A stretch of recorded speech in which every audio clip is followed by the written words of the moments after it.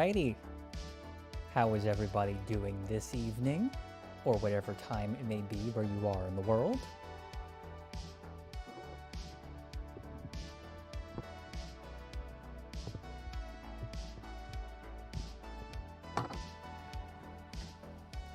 Personally, I am a little bit tired. Just spent the better part of 2 hours putting up an Ethernet cable, which isn't even completely up, but is running along the ceiling and connected all the way to my bedroom, which means we're running on Ethernet today, kids. Hey everyone, and welcome to the table. My name is Gabe, and this is Draw 5 Move 5, where we draw connections between the mechanics behind our favorite games. Tonight, we dive back after a small break for holiday and other shenaniganery into Inscryption. Now, last time was a very interesting time for us playing the game because last time, we finally kicked Leshy in the butt. We captured his soul, or however you want to think about it, and put him inside of a little photograph and unlocked the new game option, which has been suspiciously absent since we began. And now we can play the game, I suppose, as intended, so to speak. As it was meant to be, perhaps. Or maybe there's more to this than meets the eye. We're just going to have to find out tonight, but I'll give people a few moments to trickle on in before we hop into playing this evening. I'm going to real quick flip around some things in the background.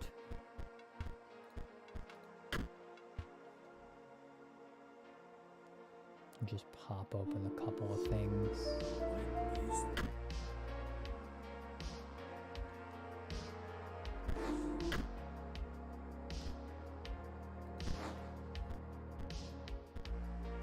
Move over some settings real quick. Okay, cool.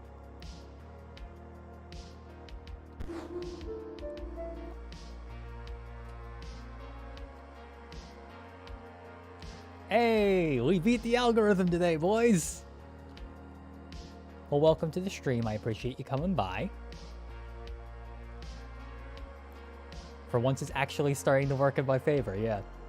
I know, it's nice to see that, like, even though I haven't been putting out stuff too consistently, streams are still popping through and people are seeing them. You know, probably doing the community posts and doing the Discord updates is helpful.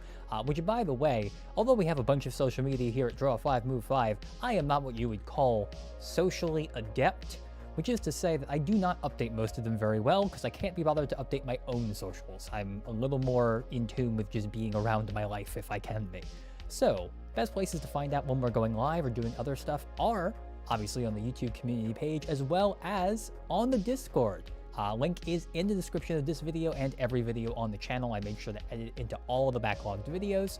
So if you want to come by, talk about game design topics, it's a little quiet around there from time to time, but we have some active folks who hate drumming up conversation, and I'll pop in where I can.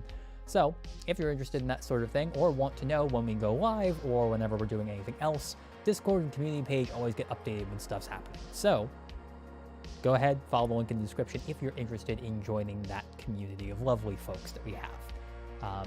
Hey C, welcome to the stream. Happy to have you here. Oh Lord. Folks, I am tired tonight. We are a little worn out, but it's fine.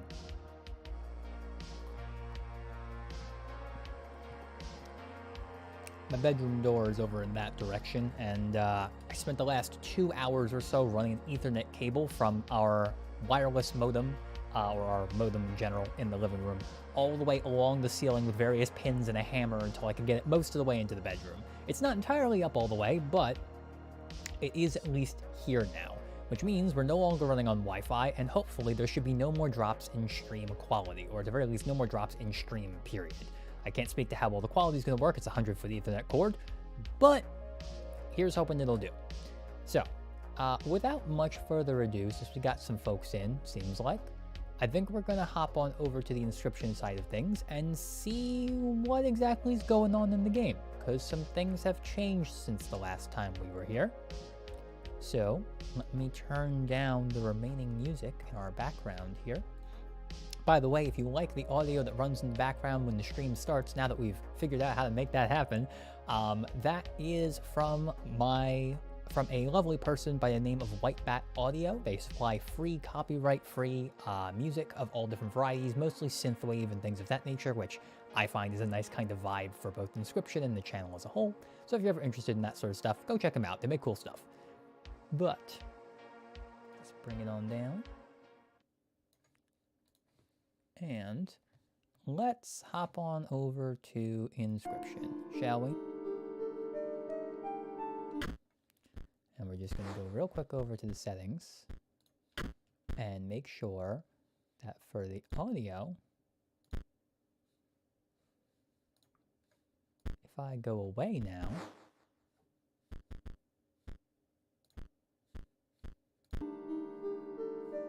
I think now if I do this,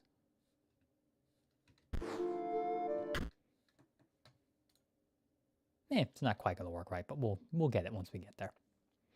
All right, let's flip on over. Oh, not that one.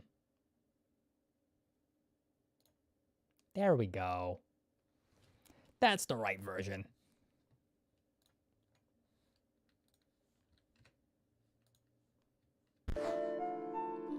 Alrighty.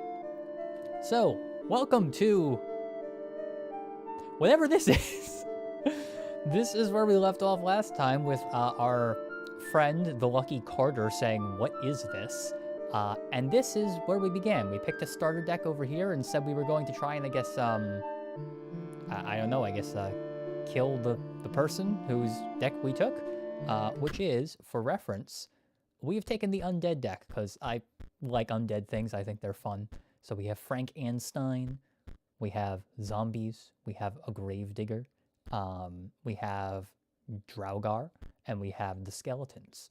I have no idea really what any of these things are going to be or do. We'll see if the game still plays like the game does. I honestly don't know what this is going to look like once we actually start getting into it, but first things first, let's see how we move around. Okay, cool. So it's the same keys we use to navigate in Leshy's place. Got it. Okay. Let's hop into going some places. Oh.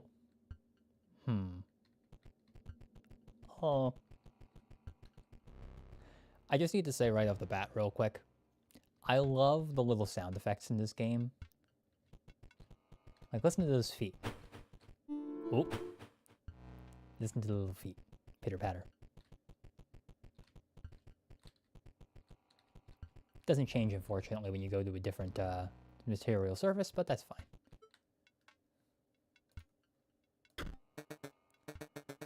Oof. I was just about to call it quits out here. But now that there's a challenger in our midst, it's back to work for me. I should be able to get this bridge fixed and... Full disclosure, it'll take me exactly as long as it takes you to defeat one of those scribes. So, come back later. Oh, well, that's unfortunate. At least it doesn't do anything mean and prevent me from going off the edge. That's nice of them.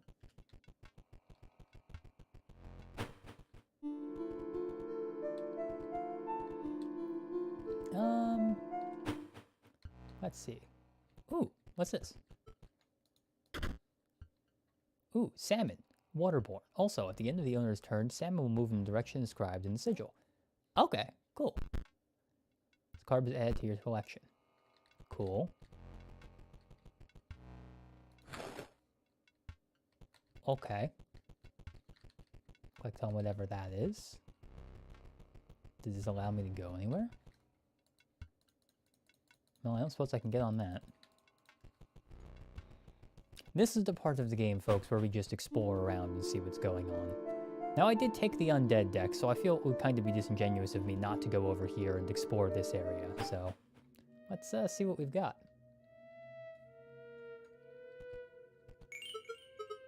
You're here. Marvelous. I am Grimora, scribe of the dead. This is the lady whose deck I'm taking. Until quite recently, I was disgraced. Though I was returned to my former glory with the help of some unlikely friends. I don't like that face.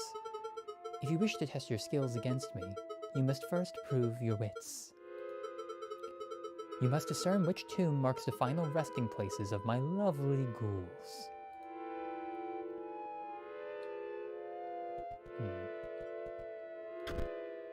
found a piece of an epitaph.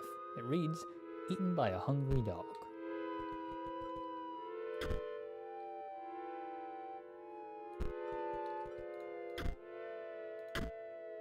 Oh, what the heck is this? Okay. Are these different? No, they all say the same thing. Okay. Oh no, oh no, do not look upon me. Do not snarl or sniff, I beg you. If you wish to battle, please let us get it over with. Oh, something's wrong. It's your deck, or rather, your lack of a valid one. You've got 20 cards in it, right? Oh, I guess we don't. Hold on. Okay, we need 20 cards in the deck. Got it. Skeleton dies after it attacks.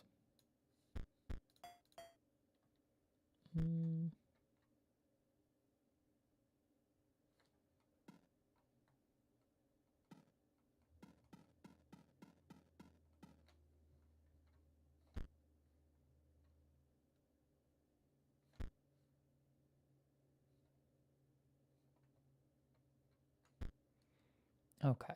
Skeletons seem pretty decent because we can just kind of play them. They don't have any costs, so that's good. And they die, which gives us bones. So let's start with some of them. Okay. What else do we want? Frankenstein is the biggest guy we've got, but he's also kind of hard to play. Comparatively, we could also go for Salmon. Although I've never really liked those sorts of cards, so we'll have to see.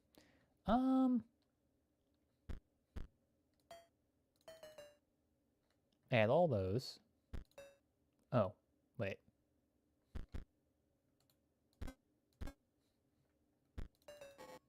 Yeah, I think it's just as many of those as we can.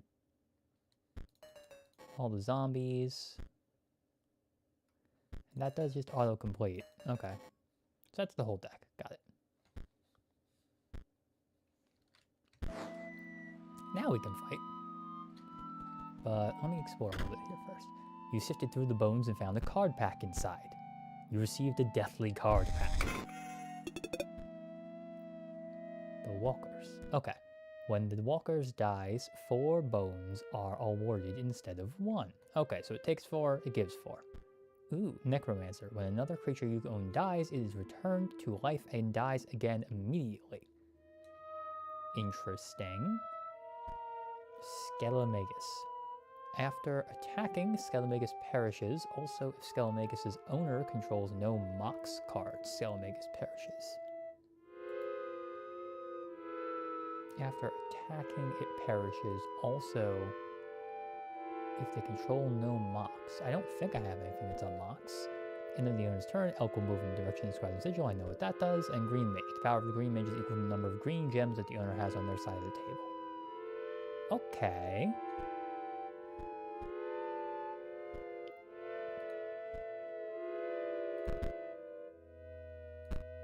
Okay, cool. So we got some extra cards.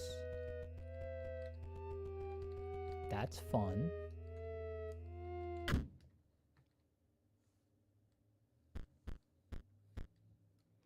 I think what we want to do is maybe put the Skelemagus in there.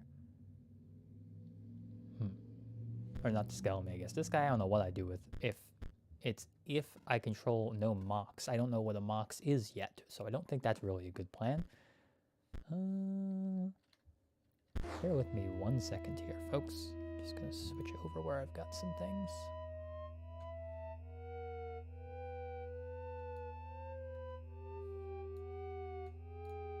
And there we go.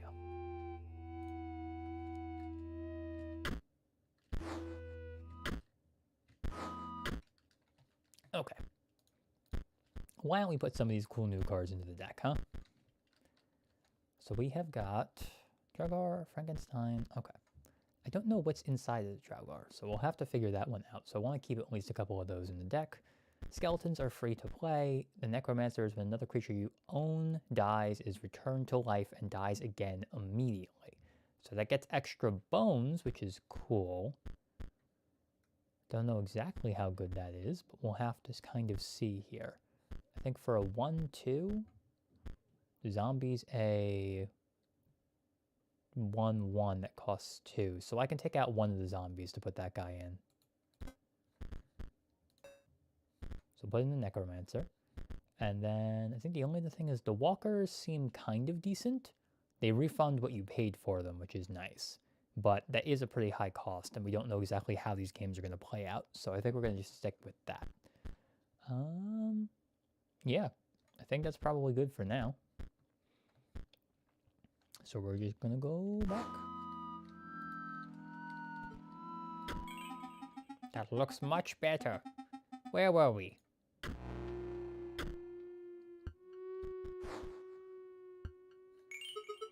Marvelous. Your first battle. Are you surprised to see me here? But you did select my starter deck. In order to play my cards, you will need to collect bones. You gain a bone when... Why do your eyes glaze over? Marvelous. You already understand. My time as an insect was not a total waste. Oh, so you remember. Weird. Okay. An opposing creature is placed opposite to an empty space. Bonehound will move to that empty space. Okay, so first things first, we need to reorient for just a moment and get used to what the new version of this looks like. So we have our scale here, we have our ticker, we have the bell.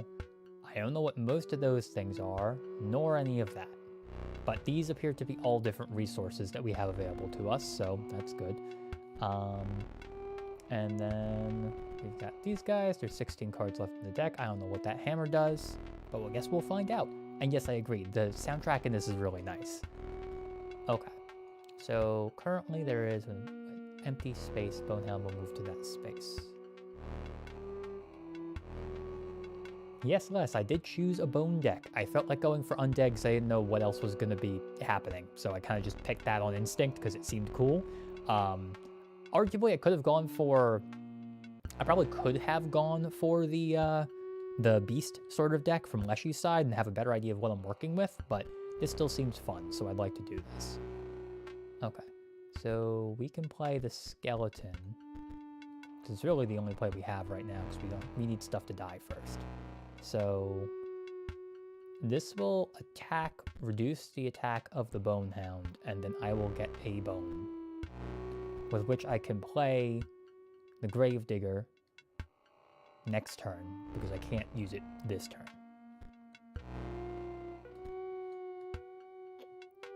Oh, right, the Bonehound is not there yet. Okay. So this guy dies after attacking, which means no matter what I do, I'm going to lose him. So it's just a matter of kind of how we want to go from there. Okay, so we're going to play one of them. Okay, skeleton collapses into a pile of bones. It dies. I take 2. Ow. Okay, we drew another skeleton. This is good.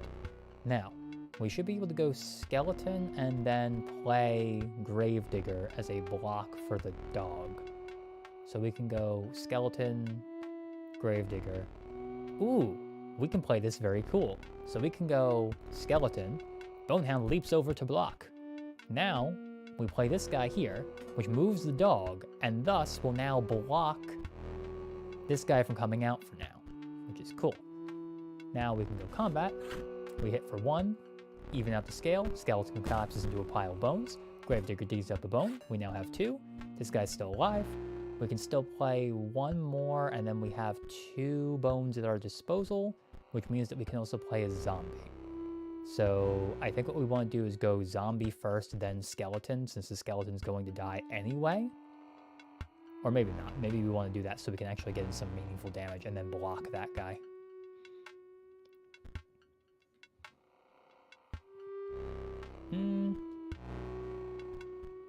We could also play it slow here and build up to something like Frankenstein. What is this one? After attacking, it perishes. Okay. So I think what we want to do is we go skeleton, we go zombie. Zombie hits the dog. We hit for 1 to tip the scales in our favor. The dog's gonna take 1 damage. It will take out the zombie, unfortunately, if we do that. And I feel like I'd rather keep that, so either don't take damage or I lose the zombie. Both of which are not exactly great prospects, but I guess we'll go like zombie first and then skeleton. Bonehead leaps. Skeleton goes here. We go combat, we do 1 to that, we deal 1. Skeleton collapses into a pile of bones. Yep, we are out of blockers. Gravedigger digs a bone, cool. We now have 3 bones. Revenant collapses into a pile of bones. Okay. Oh, that's not good. We do not have enough guys to do anything with. I don't know what this hammer does, but I guess we'll find out at some point. Okay. We're not that far tipped over, and we can kind of bring it back to the middle here, so we're so far doing all right. We just do that for now. That happens. They lose the skeleton. We draw. We get another skeleton. Okay, we have 4 bones here. So we can start trying to take out... We can stem the bleeding by going skeleton here. That guy leaps over the block. We go combat, hit for 1. Skeleton collapses. We take 2. We have enough bones now to be able to play Frankenstein. And then we can go Frankenstein, skeleton, take out the dog, hit for 2, and also be able to...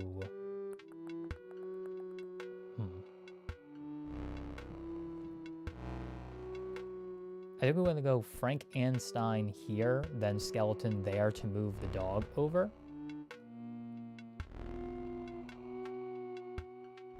Or if we go, we can overkill. I forgot that's a mechanic. Okay, we can overkill. This is good. Time to top deck. Yes, indeed. Okay. So I think what we can do here is we can go skeleton. We go Frankenstein. We hit there. We hit for 1, and then we overkill into the other skeleton, which gives us the ability to hit straight for 2 on the next turn without losing anything. So I think that's probably the play. Do that. Bonehead leaps over the block. Play Frankenstein. And then we go combat. Nice. Overkill. Do 1. We get a bone. And there's a Gravedigger. Perfect. Okay. So we're going to play a Gravedigger here, which will start netting us more bones. And then we're going to go combat, hit for 2 with Frankenstein. Gravedigger gives a bone. Get a skeleton. That's nice. And now we're knocking this back into our favor. Gravedigger digs up a bone. We're at 3. And then, let's see, what does this guy do? When Draugr perishes, the creature inside is released in its place. I guess I can play it just to play it to see if anything happens with it. But I almost kind of want to just take it slow here and not waste the bones so we can play a Frankenstein and get some overkill on next turn. Gravedigger digs up a bone. Oh, nice. Okay. So now we get to go overkill, I think. I like 2. We can just go that. And then combat. Excess damage 2. We gain 2 foils. Oh, nice. Okay. Skeleton collapses into a pile of bones. It is over. You shooed me out. Now, please, look away. Turn your eyes to this card pack instead. You received a deathly card pack. Ooh, fun stuff. Okay, Skelemagus. Dead Hand.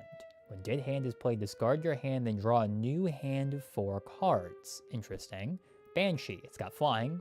Banshee will strike an opponent directly, even if there's a creature opposing it. That's pretty nice. Flyers, good. We like flyers.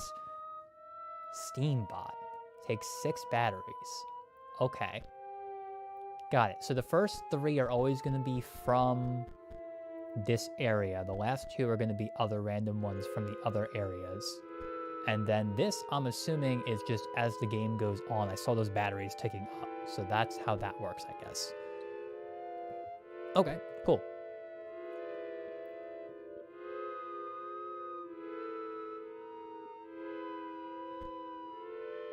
The Dead Hand is interesting. The Banshee is definitely going in the deck. Cards were added to your collection. I am called Sawyer. The middle stone marks my grave. Please, do not go digging up my bones. You found a piece of an epitaph. It reads, Sawyer Patel, 1702, fall 1778. Ooh. I am called Sawyer. The middle stone marks my grave. Do not sniff or snarl. I like Sawyer. Sawyer's a fun guy.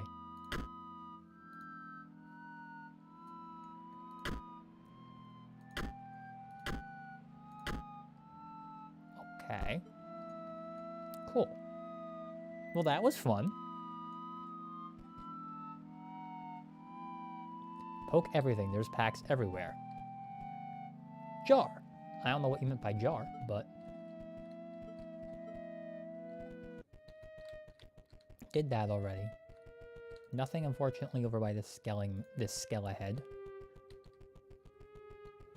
Let's see what else we got here.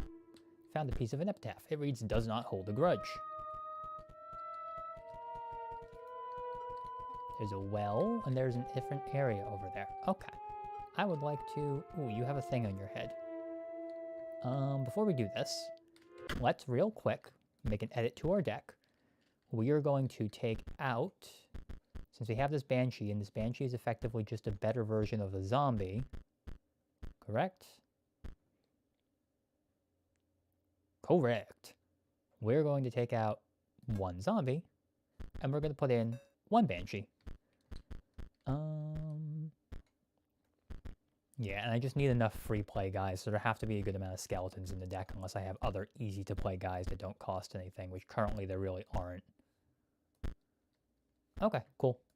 The Hand's the only other one I'm considering putting in the deck, but I'm not really too worried about it right now. I don't think it's going to be that important as of yet, and I want to kind of get the feel of how this deck plays before I go into that. I think also as we get more cards, it'll definitely help us flesh out what we're doing with this. But that's it for now here, so let's talk with this man. Did someone leave the AC on? Why do I know what AC is? Do we have Freon here? Oh, come on, dude. It's freezing in here. Maybe a heated battle will help. Or something. I don't know. Just don't leave me hanging in the cold. Oh, sir, I understand exactly where you're coming from.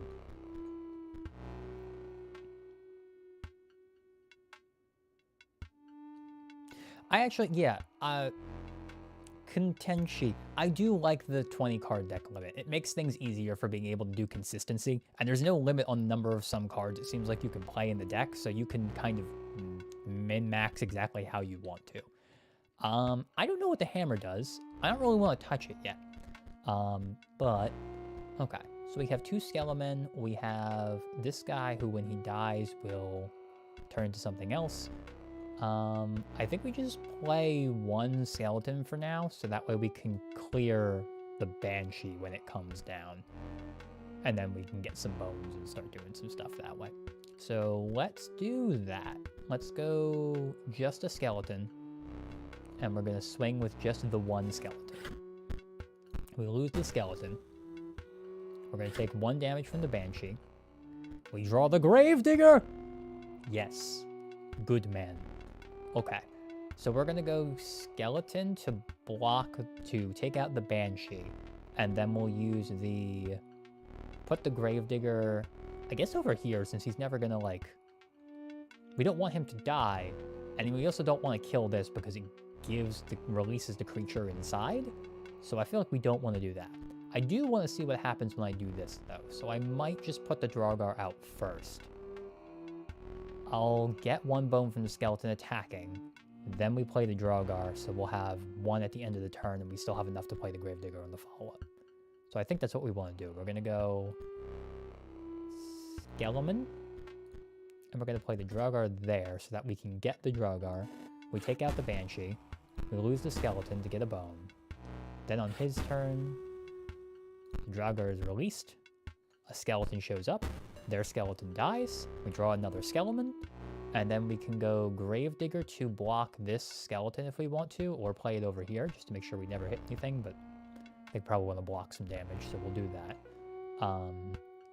And then we'll get 2 bones in the end. We can play that. We'll do the Skeleton. We'll get more extra bones. Let's go. Ramp.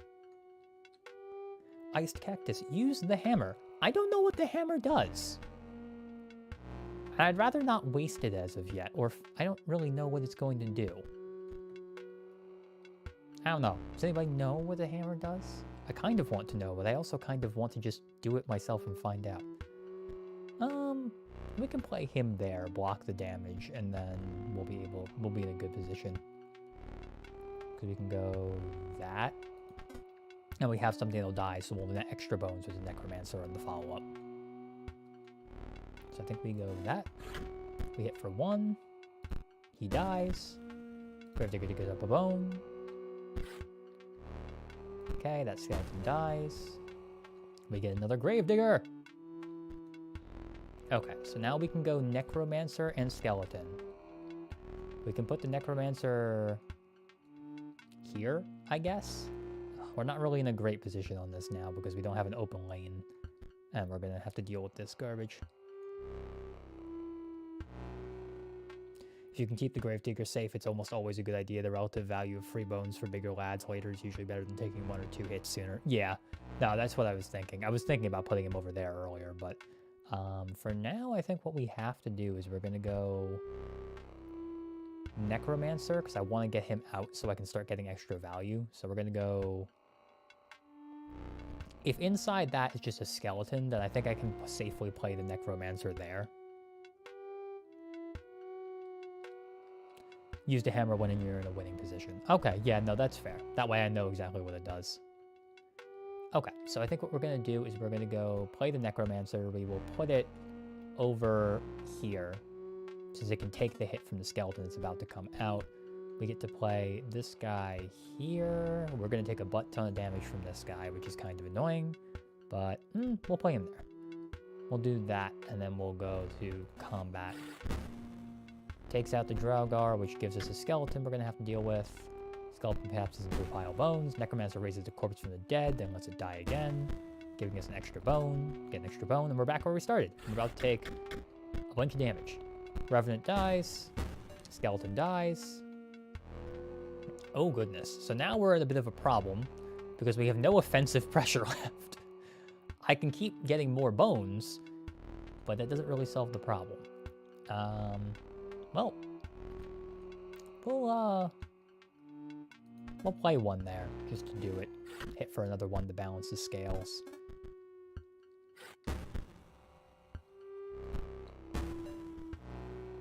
Oh no. Folks, we need plays. This is not what we need. We need guys. There we go, that works. A Banshee. Perfect. Okay, so we can play that in the lane that the Draugr is going to come into, since we know we'll always hit over it. And then it gives us a consistent source of 1 damage every turn. Bing. Bone, bone. I guess we just go again. I mean, bing. Bone, bone. A Skeleton! Increase the clock!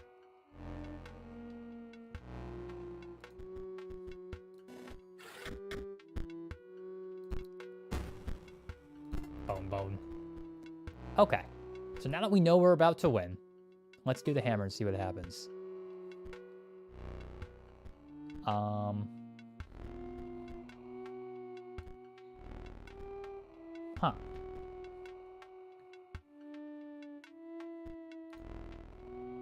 Oh, okay, so it sacrifices a creature, it looks like.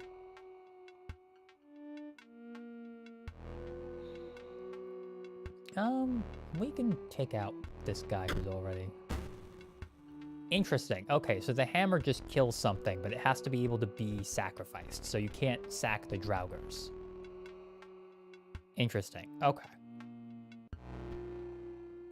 So from here, we can just go play another fresh one of these guys, play a skeleton, we'll get over the top.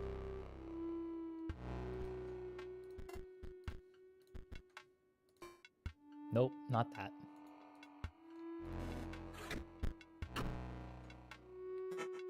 Gained another foil. Skeleton collapses into a pile of bones. Look at how many bones we have! You won, but now I'm a bit less cold. So you know, that's good, I guess. It is. As a person who has constantly cold hands, it's good when you're not cold. Take a pack on the house. Crack it open with the boys.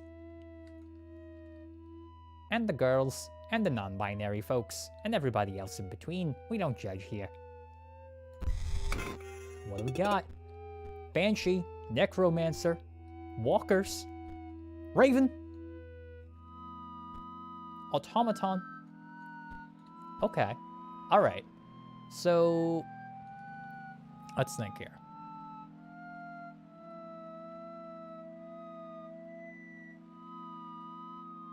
Oh, yeah, that makes sense. Okay.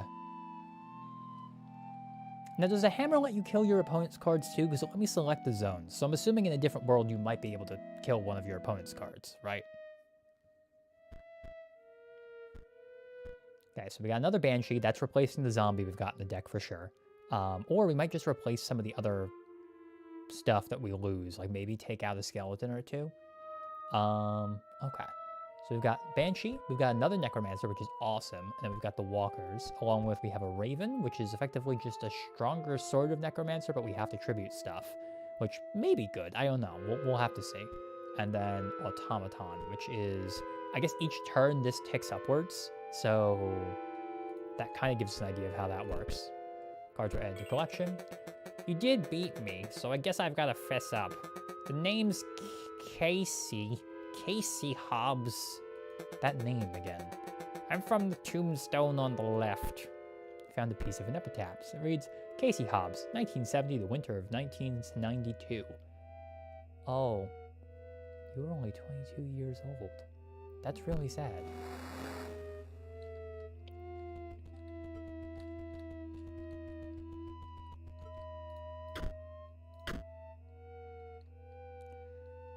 Casey.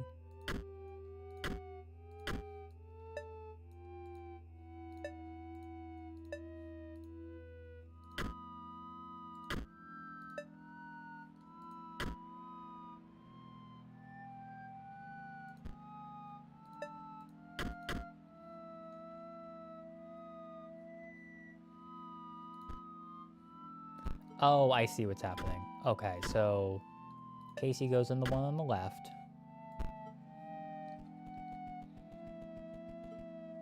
Oh, we saw you too. Please do not bark or beg. The millstone marks my grave. We did see you. We saw both those names. I know those folks. They were in the other part of the game. Welcome back, Bruce. Happy to have you here. I am enjoying this. This is nice. It's a change of pace from the original, from what we were doing before. Sawyer goes in the middle. He was eaten by a big hungry dog, I assume, based on how he's speaking.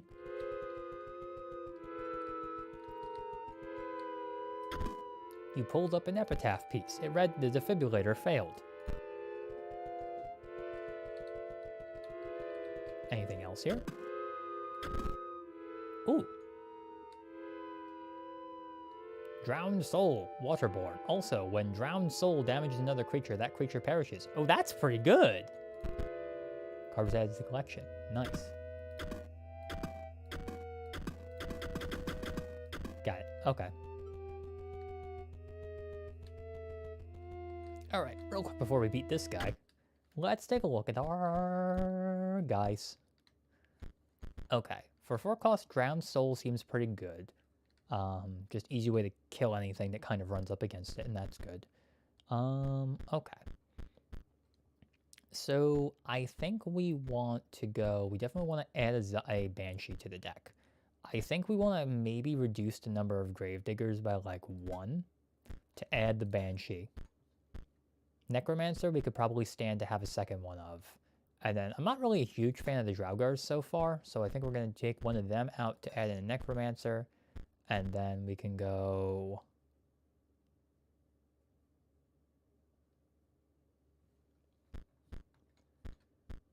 what do we want to do here? We can go for Waterborne, I guess. The Drowned Soul. Replace something here. It is a 4 cost, but it's not too bad.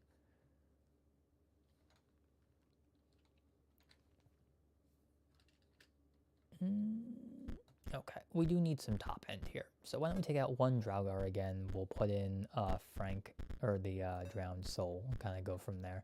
We'll make some adjustments as we go.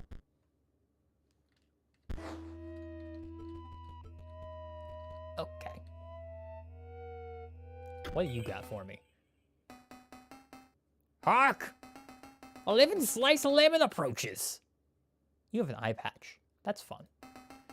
Bright and trig as a lime. You think ye will squeeze a defeat out of me? Okay, sir. What the heck? Oh, I don't like that. Not at all. Nope, no way.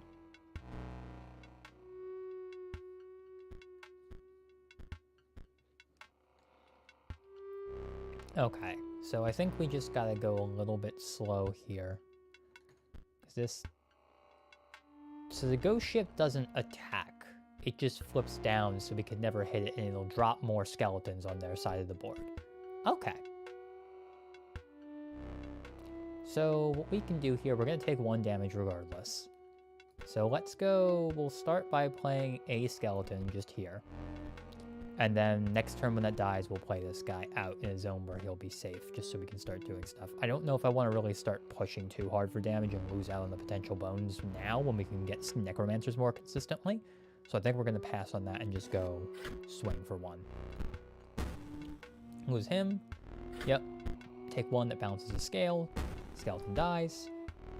That summons a new ship and flips upside down. Hey, perfect. Okay. So we're gonna go play a skeleton, and we're gonna play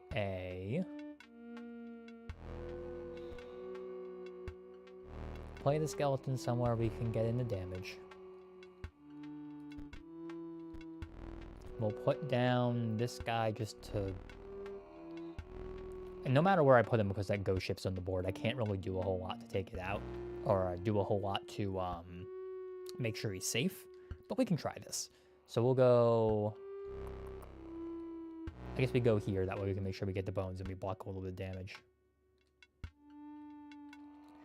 They have their own card, like a secondary portrait right before the battle. Yeah, no, it's cool. I like it. We'll do that. And then we'll go... Combat. Flips it 1 in my favor. Skeleton dies. Gravedigger digs up a bone. Ghost ship emerges from the deep. Skeleton hits. They both collapse. That does that again. So we can go play it a little slow here. If we go Draugar here, we can eat the attack, get a skeleton for our trouble, and then go Necromancer on the next turn, which I do like. We can even push for more bones with the second skeleton at that point. So I think I like that. I want to play it slow this turn. And then we'll just pass it for now. I'm wondering if I can... Okay, I can't hit their stuff. Got it. So I guess I can only really hit my cards, which is interesting.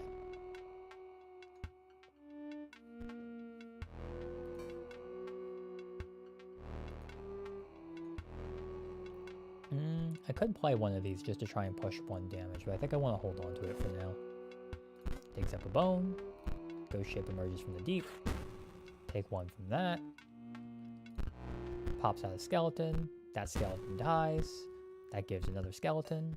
That pops down. And then we can go play that guy, play those two.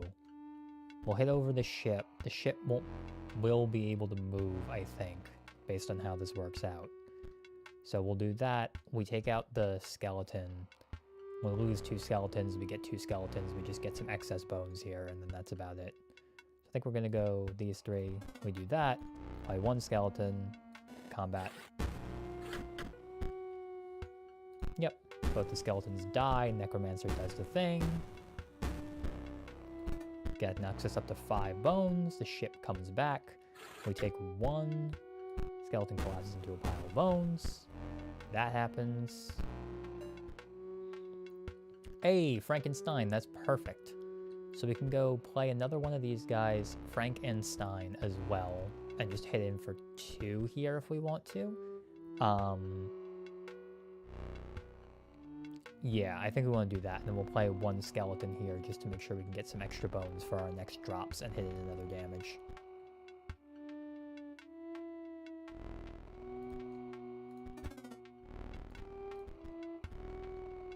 Swing a ding. Skeleton dies. Necromancer does the thing. Gravedigger gets us a bone. Ghost ship comes back. We're going to take 1. Skeleton dies. Ghost ship moves. Flip back down. Hey, we got another one of these guys. I don't know if I really need to play it because I have no zones left for anything else. I want to keep space for my offensive threats. So I think we just go combat here.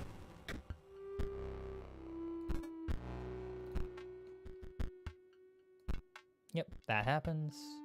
And then we're going to get to hit in for at least 3 here. I think we can only hit in for 3, so there's really no point in doing anything else. Last turn, might as well. Go on.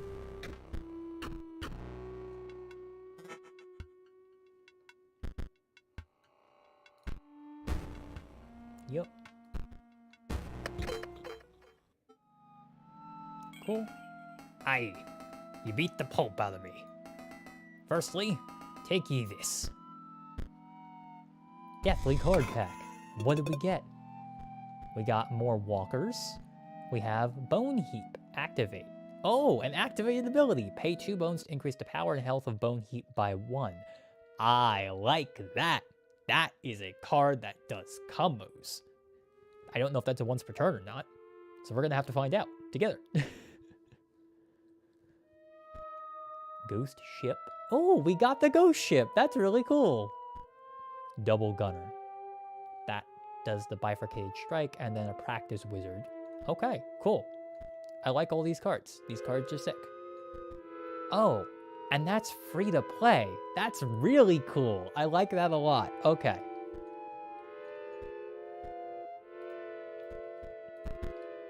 Cards are added to the collection. And because ye bested me, with ye, I'll share me secret. Me name's Royal. Yes, the far right tomb. Here's the headpiece. You found a piece of an epitaph. Royal Dominguez, 1589 to spring 1632.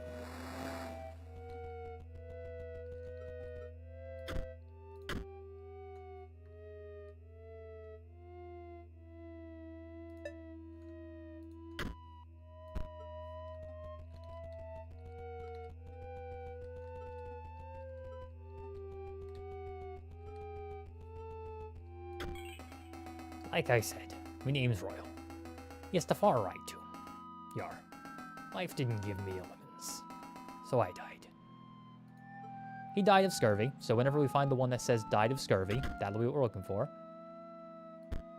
Hit by a falling piece of ice. Okay.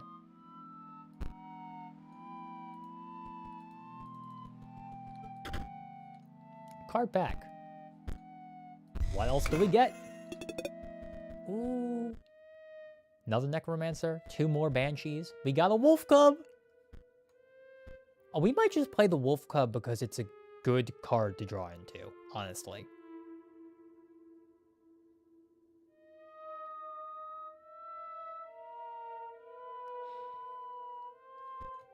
And another double gunner. Okay. So from here...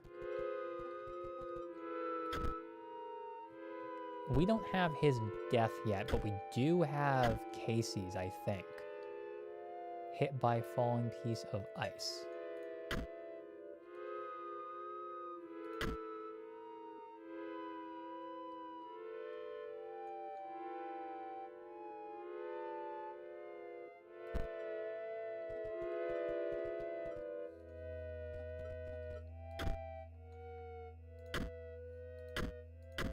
Okay, and then we have these bits. So there's no way a defibrillator failed on this guy because he's far too old. Sawyer's also too old, which means Casey, I think, is the one with the defibrillator.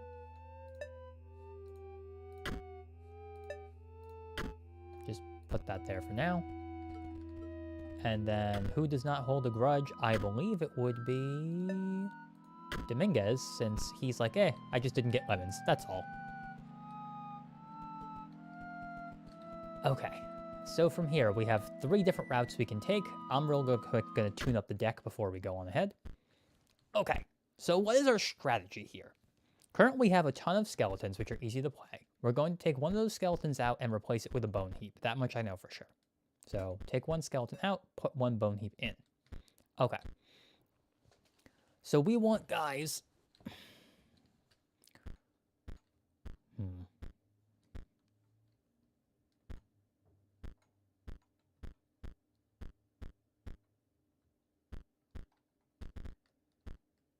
Okay.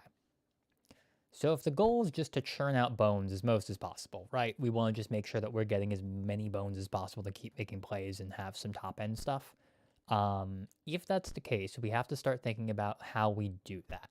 So Banshees, mostly the skeletons are good for this because they just auto-die, which means that you can net bones very easily. Gravediggers are good because they give you additional bones, but they are blockers that don't do a whole lot of anything otherwise. Zombies are kind of bland. They're just 1/1s that don't do a whole lot of anything. The Banshees are better, and honestly, I'd rather just have multiple Banshees in the deck. Frankenstein is good because it's a 2/2, but I think I might actually replace one of these with something else. The Dragger is nice because it's a blocker, but I really don't know how much it's useful for us here. No, because the Dragger nets us bones. It sits there, it takes a hit, and then when it takes the hit, it gets us a bone and gives us a skeleton, which will get us another bone on the next turn. So that, I think we do want in a turbo bone build. Turbo bones. All right. Let's see. What else? Ghost Ship is really good because it nets us skeletons all the time, and it can't really be destroyed. So that is good. The big problem, though, is it can only do this if it has space to move. And if we're setting up with the... if we're setting up with Gravediggers to just net us extra bones every turn, we are probably going to be losing spaces that this thing can move in, at which point I think it stops, because usually these go back and forth across the board is generally the style. So it is really cool for the Turbo Bone strat, but we would want, like, the Gravediggers we have to start being a little more liberal with if we're going to do that. So I might just try taking out a Gravedigger for something like that. And then... how many Necromancers do we have now? We have... we still have one more we can put in the deck. So we can start going in turbo on that and then go from there. I think that might be a good play to go. So if we go all 3 Necromancers in, they're just a little higher cost is the thing. We have to build up to them. We don't have a lot of, like, low bone sort of dudes. Because it's really just the Gravediggers and the Draugars that are in that lower bone strat. Okay. I have an idea coming together now. So I think what we want is we're going to want multiple Necromancers. We're going to want to go, I think, max out on the Necromancers. I think we want to max out on Draugar. And then we do still want some guys that have good attacks. So I think Frankenstein is the best we've got right now. So we do want to keep that.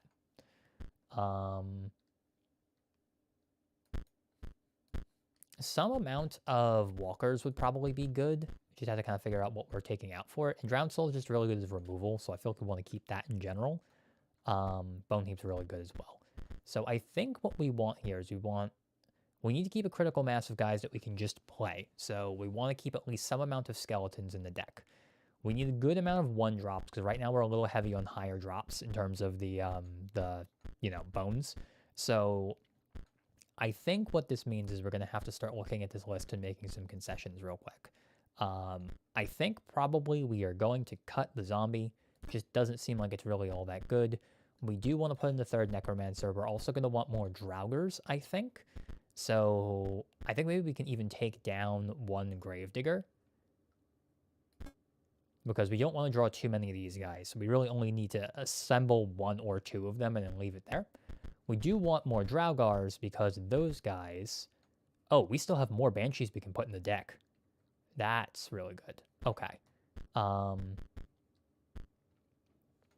So I think what we want here is we're going to want to put in another Draugar. We have... I think we maybe just want to take out a Frankenstein. Drowned Soul is... Yeah, because we take out 1 Frankenstein, we can put in either another Banshee or a Draugar, or we can put it in the Ghost Ship.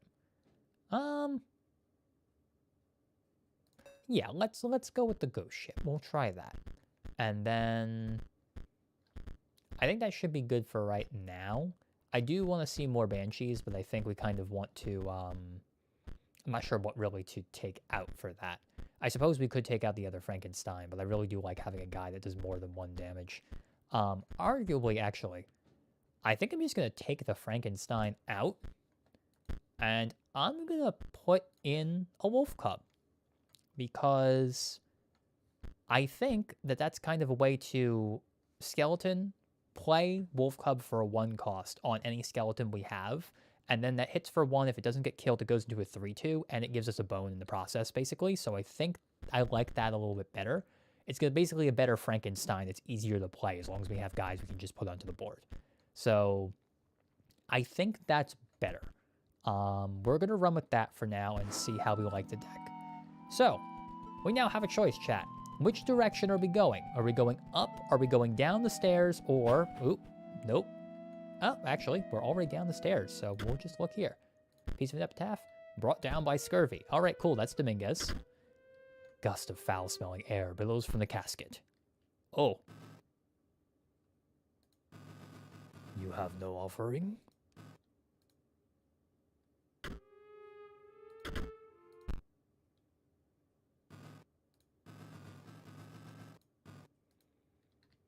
I don't know what I'm supposed to offer you, so no, I guess I don't.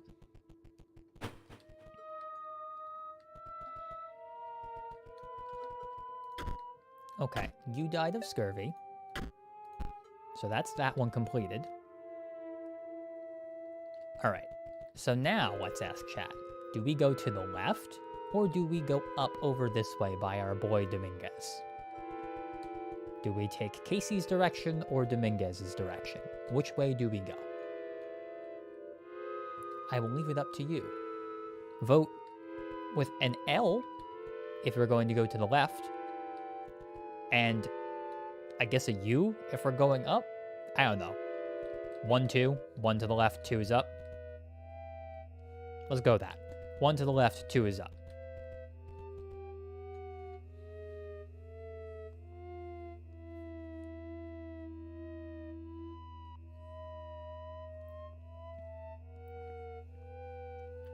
We're currently tied with 1 left, 1 up.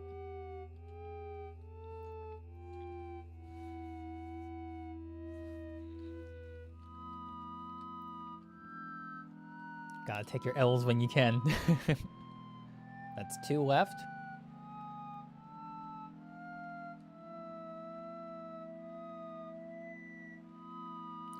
That is a fair point, Arthur. I've been considering, especially because one of them's like a bifurcated strike sort of guy that seems easy to play. I think it might be a good consideration to play a couple of them in there, but I don't want to play too many because I don't want it to be like... I don't want to play too many and find myself having issues with drawing them when I can't play them, right? So maybe we play, like, for example, the... we might play, like, the automaton, but probably not the steam bot. If we're going to play the steam bot, we might as well play the double gunner because we got 2 of them. But I think probably if we play anything, we'll maybe swap a skeleton for a steam bot or something like that just because we don't lose it. But this is the thing, right? Ghost Ship is one of those cards that it's a build around, and I don't know if we're going to build around it yet. But that's kind of the idea here right now, is I'm trying to think about how we can best use Ghost Ship a little bit. And I think putting guys that permanently stay on the board is kind of Nombo-ish with the Ghost Ship.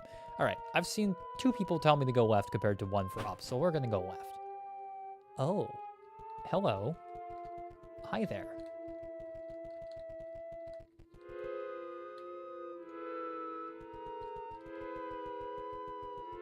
just gonna try everything except for you. Nope, guess it's you. You wish to trade?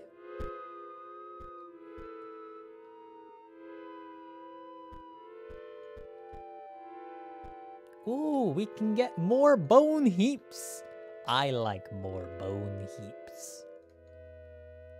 And I don't really feel like I need more of anything else so far, so we're gonna get carbon add to collection. Okay. Oh, I could have gotten a pack. That's fine. We'll add another bone heap, and then we'll, I think, just call it there. I think we'll save the rest of our foils. Okay, so that's the trader. Interesting. I mean, with that being said, I think we take out a skeleton, put in another bone heap. What do you guys think? I think that's a good plan. I like that plan. I'm excited to be a part of it. 5 skeleton, 2 bone heaps. Actually, even though these are free drops, I shouldn't be considering these equivalent to a skeleton. A skeleton is a way to start our plays. This does not start our plays. This just kind of goes out, and if we have bones already, it's good. This is effectively more like a banshee or something else that we would be playing. So I don't think this can really replace a skeleton. I think we want to keep the skeleton slots up, and I have to find something else to replace that with. So we want to put in... We need to put a skeleton back. And then...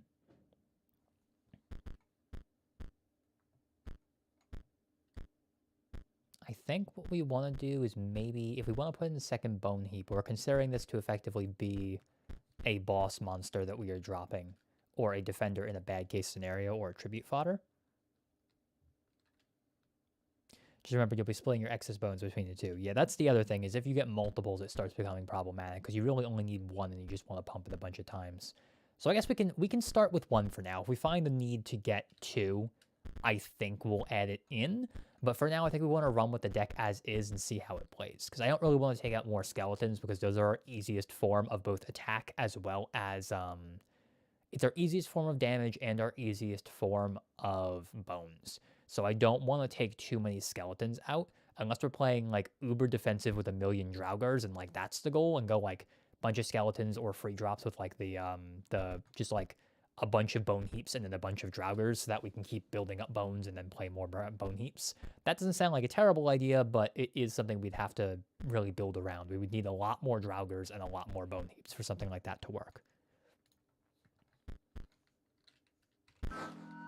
All right, up we go. Oh, did I get a piece of epitaph? No, I did not. Oh, a mirror. That's scary looking. Let's pick this up first. It reads, "There was no cure."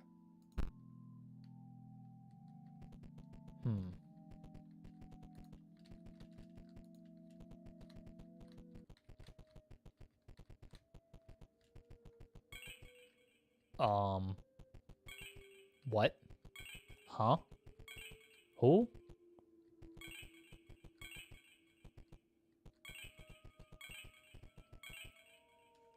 Who are all these people? Why can't I get back to my default appearance?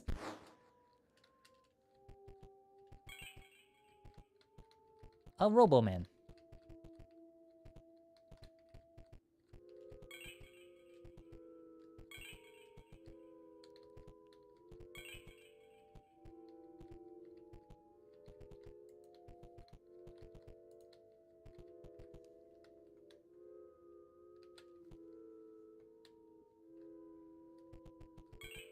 Oh, there we go.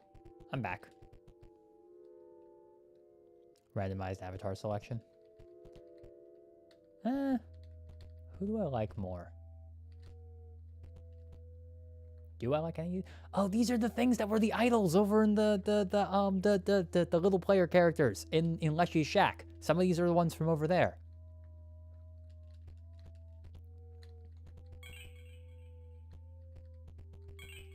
Roboman.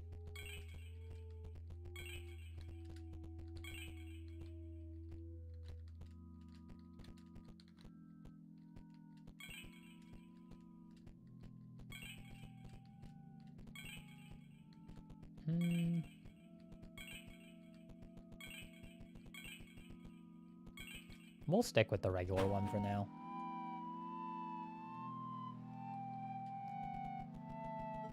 Okay. So give me a second. I want to check real quick with our friend over here. Casey. Casey Hobbs is the name. Tombstone on the left. Brr.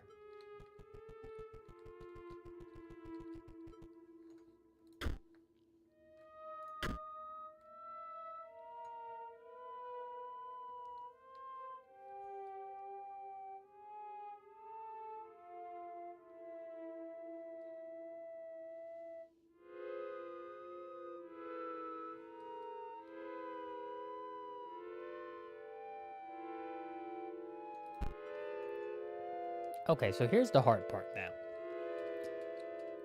Having talked with all these people, please do not bark or beg. The middle stone marks my grave. I were once the finest pirate on the seas. Look at me now, buried under the far right tomb.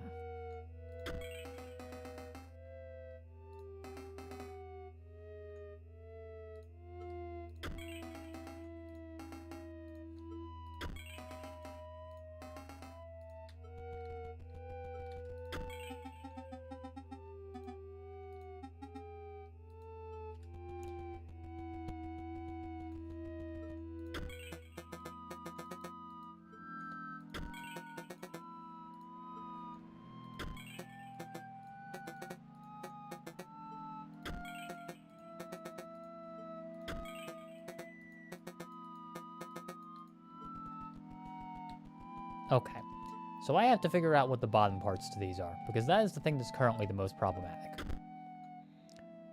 Considering her death time, I feel like the only one it could be is this one, because the defibrillator was not invented, I don't think, before the 1900s. I would assume, since it required electricity. And all of these other people died too early in time for that to be possible. Now, the remaining ones, there was no cure and does not hold a grudge. I can't tell if this one's being sarcastic, and it's like, Sawyer does not hold a grudge about being eaten by a hungry dog, or there was no cure for being eaten by a hungry dog. Or there was no cure for scurvy, but I feel like it's this one. The last two are the ones that I'm struggling with here. Unless there was no cure for dying by icicle to the head, which is, also a possibility. But, I don't really know. Hit by a falling piece of ice.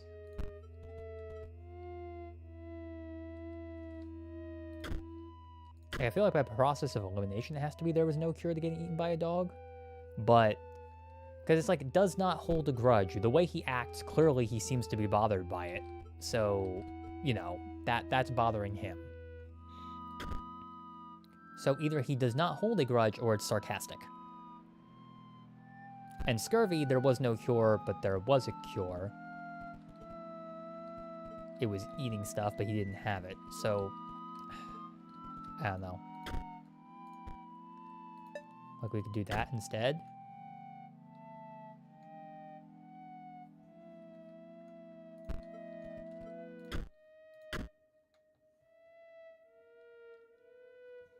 At worst, brute force it. I'm always just worried something's going to go terribly wrong if I do this, but you know what? I'm going to go with my instincts here.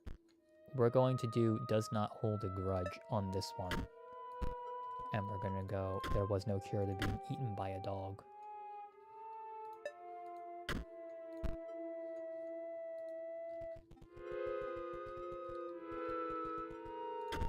Okay, well that didn't seem to do anything.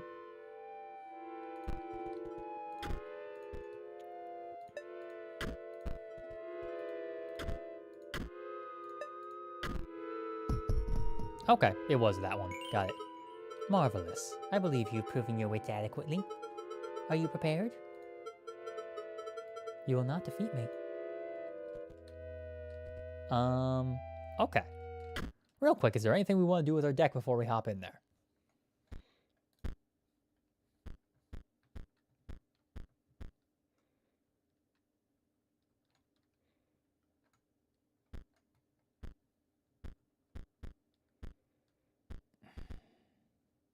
I worry we have too many things going on in here, but I don't really think I have a better option otherwise, so... I feel like this is kind of the best we can roll up with for right now. So let's give it a go, I guess. It saved before we did this, so we'll see what happens. Okay. Marvelous. Just marvelous. I was beginning to worry I would be sealed away behind those tombstones forever. Locked down, at the mercy of a challenger's wits, until one day discovered. I see that your ambition is to become the scribe of the dead. I think you are aware that I currently hold that title. But it matters not, because you shall not win. En garde! A boss fight. My minions never truly die, you know. Let's see how you fare. Okay. Cool. This is good. So, we can actually go...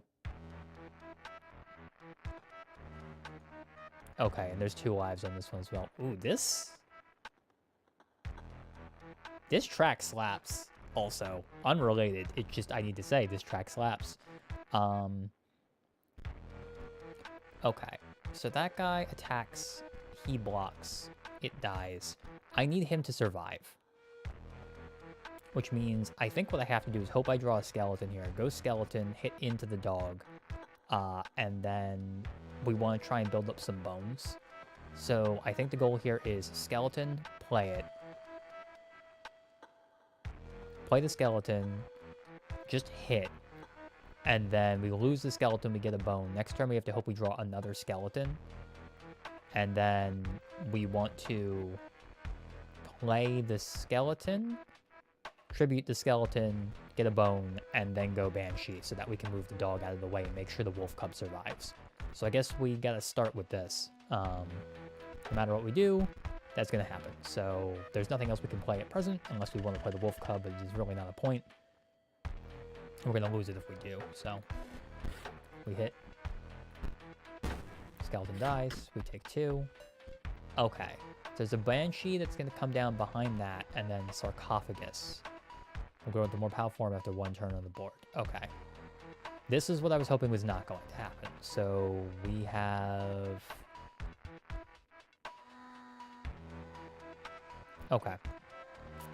I think we have to just play this like here to block this guy from coming down. We'll take 1 from the Banshee, but otherwise, you know, it's not the most terrible thing in the world.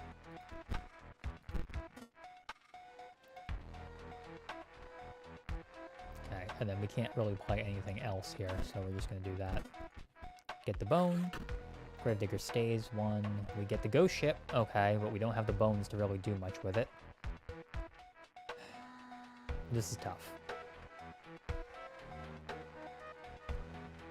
We can go tribute the Gravedigger, get a bone for the Wolf Cub, and then play the Banshee, which will hit over for 1, but we're going to lose the Banshee on the next turn to the dog. That does guarantee, though, we get to go into the Wolf Cub, which is, I think, what we want to do anyway. The only other hope would be get an extra bone from this guy, and then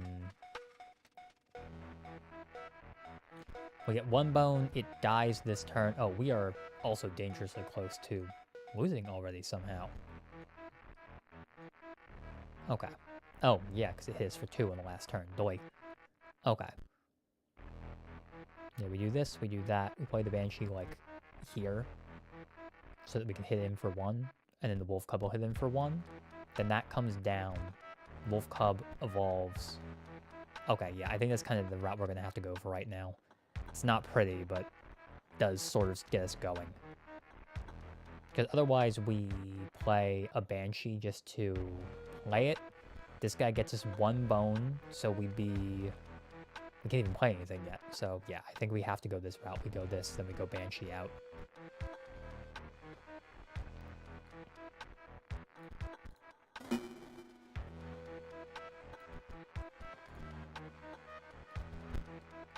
Yep. Then we go combat. Okay, Wolf Hub transcends into Wolf. Skeleton, that's perfect. So from here, we can just run the skeleton into the guy here, or into the Banshee to take it out. And that's probably better because that removes the damage from the board as opposed to reducing the clock on this guy.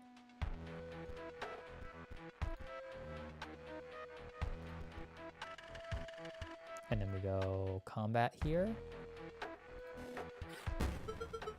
Marvelous. An opportunity to use my quill. This one will be back. No matter. Death is never final. Interesting. That one will be back in no time.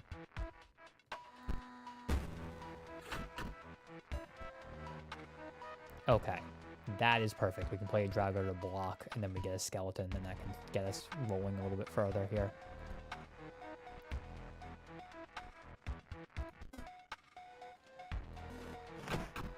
That starts balancing the scales again. We get a skeleton, and then these come back. Okay. Unless these are just different ones, but... Okay. So now we have 2 bones available to us. We can hit for 1 with this guy and knock the scales back into our favor a little bit here. Then we'll have 3 bones available. Or I can just go Banshee here and start trying to put on the damage. The thing is, I want to get the ship rolling, but I don't know if I really can. I need 4 for that. So if we swing in here, we take 1 off that guy. This dies. We're going to take 3, but we're dealing 3, so we stay where we're at. And then we would have 3 bones available to us. If we draw anything else or we have something we can kill, we can do it, I think. I think we just stay where we're at for now and see if we can hold and gain some bones. Because that balances the scales a little more. Skeleton dies, that gives us 3. That happens. Takes us back to about where we were. We draw a skeleton for turn, which is awesome, so we can go... We can go Necromancer, Skeleton. We'll get 2 bones off Skeleton dying, and we can clear out everything that's on the board here, and that's good. And that should allow us to be able to hit in. Or we can play it slow, go Skeleton, take out the dog, and then take that out. We take 1 more tick, but we'll be able to play the Ghost Ship on the next turn. I think we want to roll Skeleton here, or the Necromancer. And we can take out the Banshee too here, which is really nice. Okay, that guy goes out. So do you. Take out the Banshee. Take out the Bonehound. Take out the Sarcophagus. Skeleton dies. That gets us 2 bones for the price of 1. We draw another skeleton, which is great. And then, okay, so that is 3, 4 damage there. So we can go in for 5. And then guarantee that we're going to be able to get... Yeah, I think we go this. We hit in for all that. Skeleton dies. That gets us to 4. And then here, they've got all this stuff coming down, but it doesn't really matter because we've got lethal on board. So that'll take us into phase 2. And then I don't want to overcommit yet, so I think we're just going to go in for that. You're halfway there, though you may not like what comes next. Oh, fuck.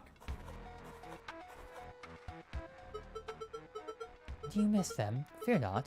I'll give them back, of course. As corpses. Oh, what do I do with these now? So they have no health, but they can be played immediately. I guess that's something. Okay. So we want to play the Ghost Ship. I think we want to go Ghost Ship. This guy and a Draugr. And we can Draugr to block the biggest thing, which is going to be probably... Or something we can take out. So we'll... We want to make sure that we can clear the way. So I think what we want to go is Ghost Ship on the far right.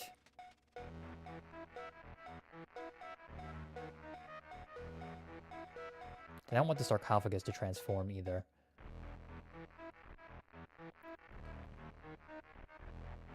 We can go... Okay. the Draugr has to go here because it's the only thing that'll hit it unless we play it here. So Draugr is one of these two zones. If we play the Draugr here, if we play it here, the ghost ship has to like start over here and make its way over, which granted at the end of the turn it'll move over to do the 1. That's going to get taken out, and then the ghost ship will flip back up at the end of the turn after that guy's attacked. It'll move over, I believe. How does this work exactly? End of the owner's turn. Okay, so everything else resolves first. So I think zoning-wise, we want to do ship, Draugr, and then we play... These still have their abilities on them, which is good. So if we go ship... This is the hard part about the ghost ship. Is like, I gotta figure out how we use the,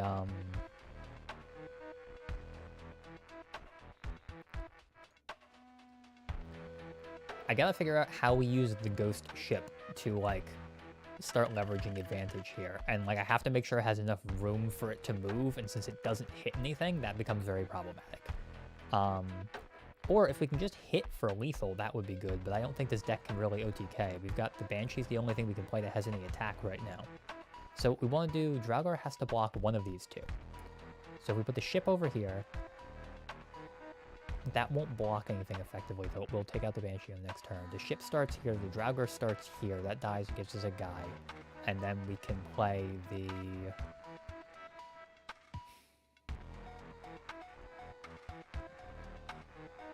I think we just start by playing it slow and we do that. We go that and the Draugr and we play him that way, and then we put the,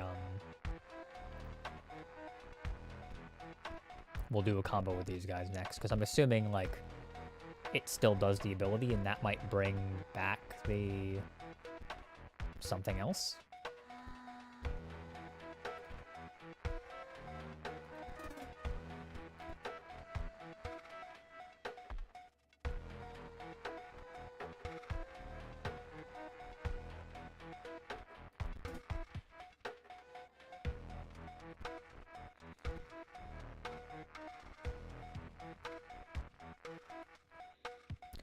So I wasn't sure if the ship's going to go like back and forth, or if it has to go to the end of the board, because most of the ones with this ability, they have to run to the end of the board sometimes before they can go back, or maybe I'm just remembering that wrong, but I'm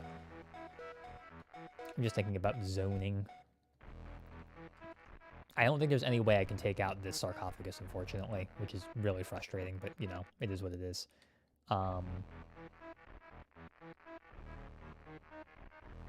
I could go play the Necromancer and then play the Wolf and then see what happens there. Because it still has its abilities, so like it will still get me some extra bones that way.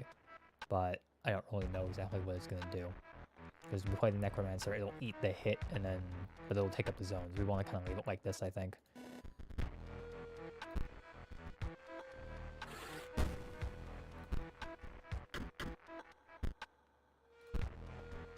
Okay, so that's... Ooh. That's... good.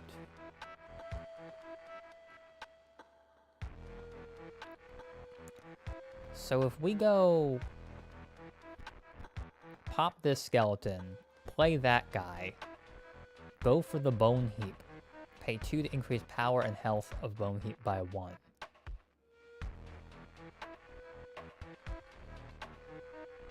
Okay. So if I go my own effect, pop this guy, then we play the own effect, pop this guy, get 1 bone, play Necromancer, play Bone Heap, use the effect, and if I can pop the last one, I think that might do it, because that can get us up to enough bones to pay for the Bone Heap and just take this out. So I think we're gonna try and do that.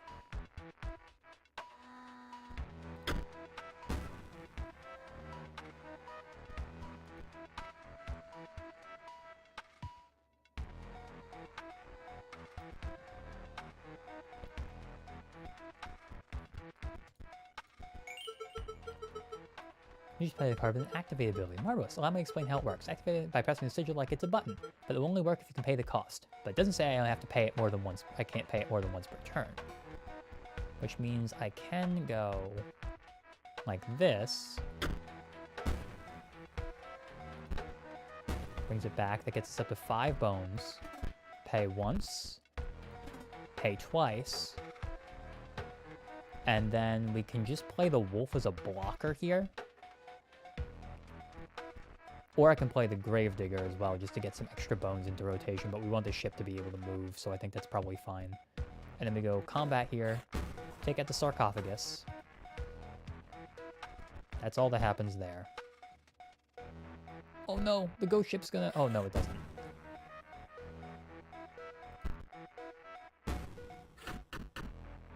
Oh, am I dead? I died. You wish to become the Scribe of the Dead, and that is your best deck? I have nothing to worry about. Okay. Well, on the plus side, no major consequences for losing. On the downside, dang, we lost. Okay. I'm just gonna say it. Bone Ship seems like a pipe dream. This card does not seem good. It seems like it needs too much time for it to set up, and it doesn't really do what we want, because it prevents us from doing the one thing that the deck really wants to do, which is keep sacrificing and playing guys, and it's taking up too many spaces. Like, it's making it impossible for us to really make optimal plays. So I don't think I actually like the Ghost Ship in this deck.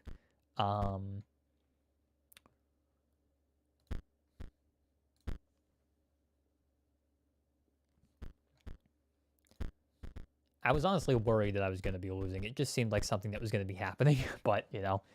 Okay. So...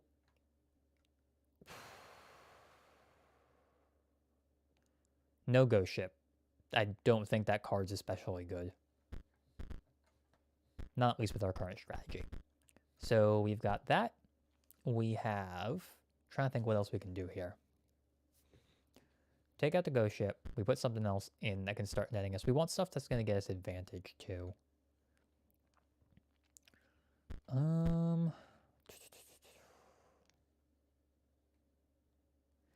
Walkers could be good in combination with the Necromancers. We are on 3 of them. It just seems like a big cost to get these out. But, I mean, you know, pay 4 and then you get them back. We can try, like, a Walker or 2. This guy we currently can't use because I don't know what the heck a Mox is. And we don't have those, I don't think. So, yeah, it's useless.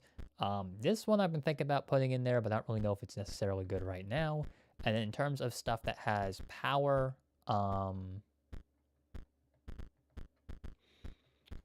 we do need something with at least 2 power in order to deal with that sarcophagus. So, the wolf was good last time, but we're going to need more stuff like that to beat the boss. Which means we need more big stuff, or we need, like, Drowned Soul and other stuff like that. So I think even though I don't really like the cards, we might have to play, Frank Anstein again, just because he's big. Or we go into one of the other strategies and grab something from them. So, like, we could play, like, I don't know, like an automaton or like one of the double gunners or something like that. The game's going to go longer, so it's possible that that would work.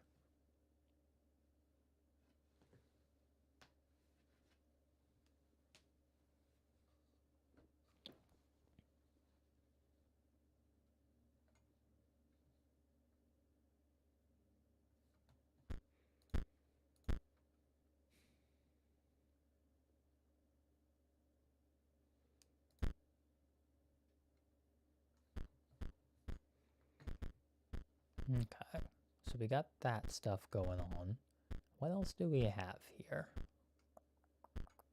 Necromancers, Banshee, the Drowned Soul, Boneheap, Wolf Cub, Walkers. We might just... like, it feels like I should be on more Walkers with the Necromancer strategy, but I'm also, like, hesitant to go too heavily onto it, you know? Just because of, you know, issues with, like, clogging up on stuff that we can't play. Because that's my biggest worry right now, is, like, we only have 6 guys we can play immediately. We start with 4 cards, the deck's a 20-card deck, so it's not impossible to see that. But it does kind of concern me that there's so few, like, low drops. And that I think is something that we kind of have to think about here in terms of like being able to play stuff. And then just the ability to ramp out. Also, I liked Wolf Cub. I think I kind of want one more guy like that. That if I have dudes on board, I can just, you know, sack over them when they're not getting me any advantage. And it gives us bones and allows us to easily put larger creatures onto the board, you know? So I feel like maybe we do want to play either like the elk or the raven or something like that, you know? Although maybe it's not raven, maybe that one's not the play. I think maybe it's elk just because it's bigger, you know? I don't know. That might seem a little silly. That, or we can play, I want to play like one double gunner, just because the turns do go long enough in this game where it's going to matter to be able to play something like that for free.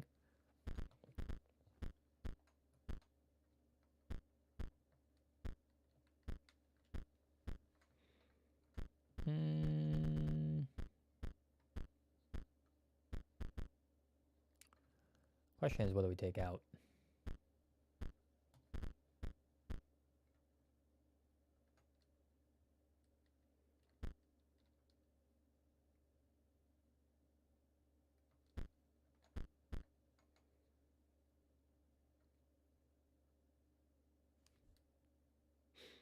The Draggers also might be bad, now that I'm thinking about it. Because it's... You need to pay a bone to get a bone. So it keeps you even, and then you gain one by gaining a skeleton out of it. So maybe that's decent? I don't know.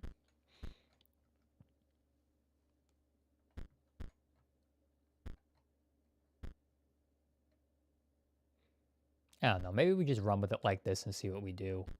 I kind of want to play a double gunner. I just don't know what to take out for it. Maybe we can pull out a Gravedigger, because in this specific deck against this matchup, it doesn't seem like...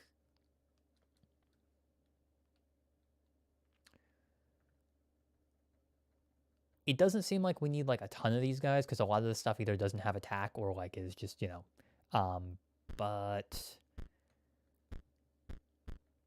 Drowned Soul Kenteshi, it does deal with the sarcophaguses at the very least, and it can't get hit itself, so that's kind of good. I just don't know. Again, it's a 4 cost, which is arguably harder for us to achieve than playing this. So maybe we do take this out. I don't know. Let's try that and that. I guess that seems like it's a little more useful. Let's try that. We'll roll up with that and see what we can do. But first, a word from our sponsor, water.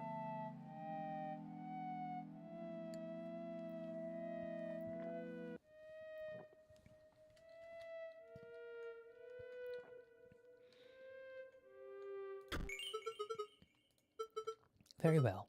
I'm still buzzing from the last one. On guard. Her music is sick, also.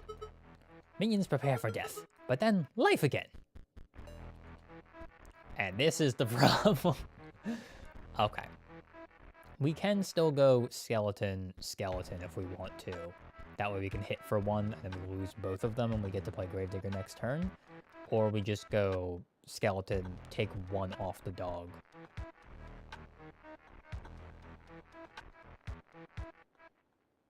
I feel like we have to go in with double skeleton because the dog's going to hit us for 2, but let's do that. And then we'll hit in, this dies. We're going to take 2 damage, which gives us the ability to play the Gravedigger. And then we'll play the next skeleton. If we go skeleton, then Gravedigger, we can still hit in for 1. Or we go skeleton, Gravedigger, skeleton, then we take another tick off the dog. And we get to keep the Gravedigger with full health. I think we start with this.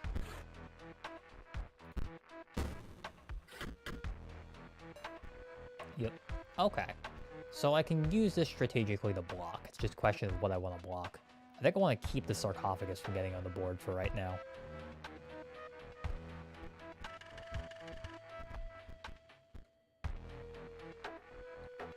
So if we go...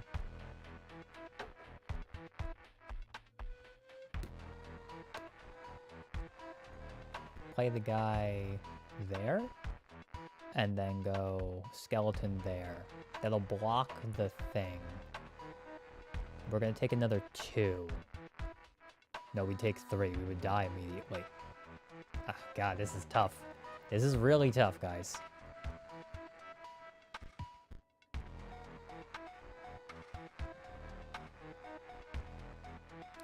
I think it has to be this guy last. Just so we can soak the hit from the dog.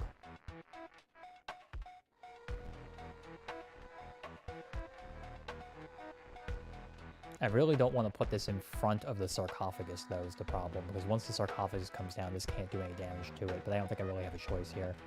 I think we gotta go just, like, skeleton. Gravedigger. And then we go combat. We hit for 1 to even to scale out a little bit. Skeleton dies. That gets us up to 1. We get up to 2. We're going to take 1 damage. We get up to 3 on our battery count, and we're at 2 on the bone count. We can play Banshee, and we can play Skeleton.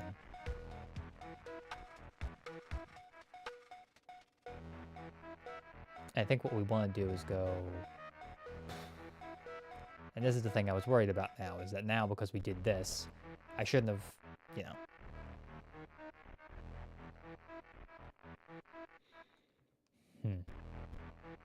We can go Skeleton, and we can play the Banshee. But I think we want the Banshee to be first, and then... That way we don't lose it to the dog. Then we play Skeleton. Take another health off the dog, go from there.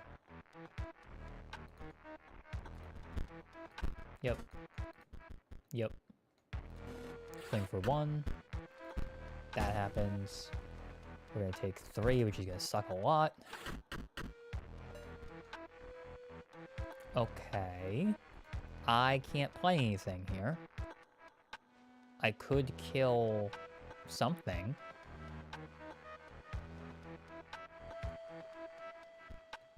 Okay. If we go...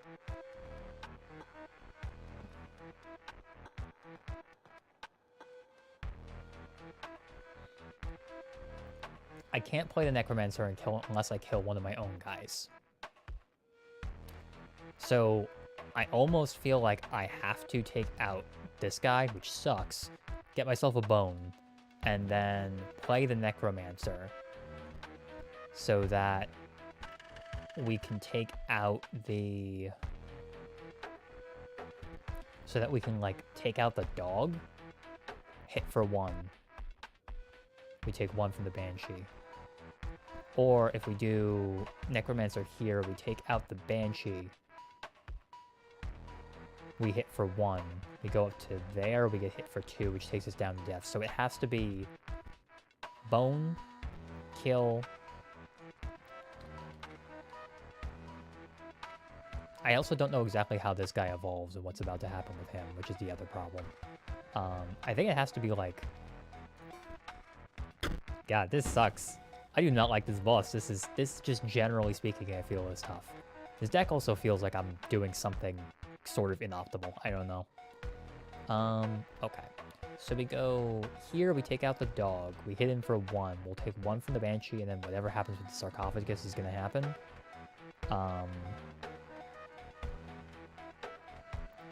I really wanted to put this guy here, but I don't think I physically can. So I have to take this out. Yeah, this is not great. Yep.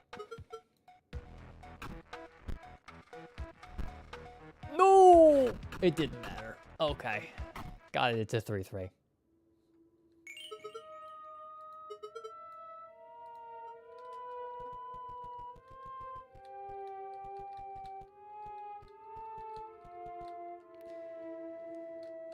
Okay.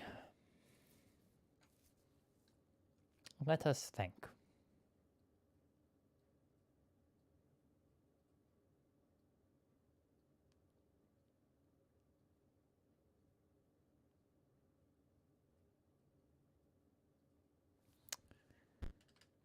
Here's what we're gonna do.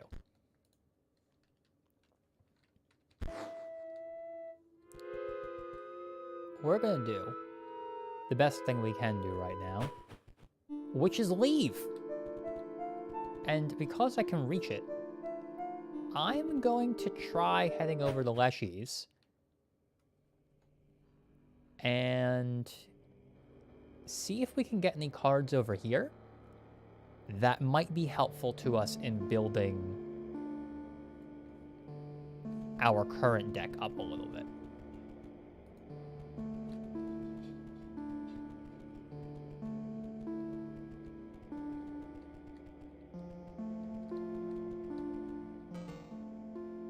No. No fish, no pass.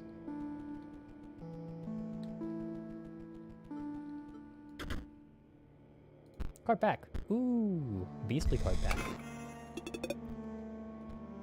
Ah, garbage cards. Okay. More salmon. The mole man, who I have never liked. Although, in this situation, he might not actually be that bad. As a 1-drop that we can just play over a skeleton to make sure that we don't die immediately against the other fight.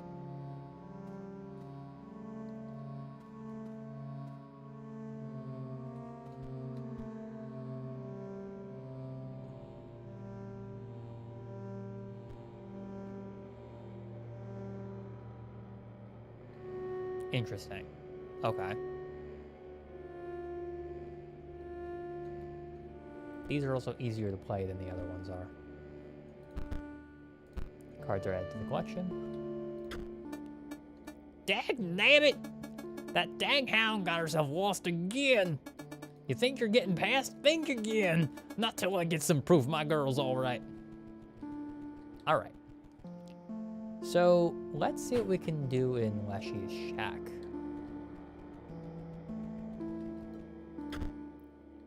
Ooh, a lock.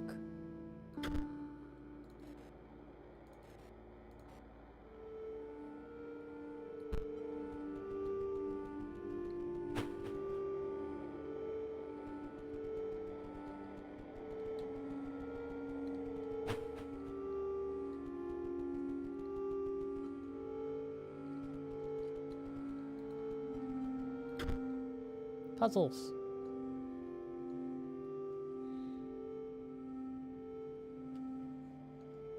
Okay. Let's see here.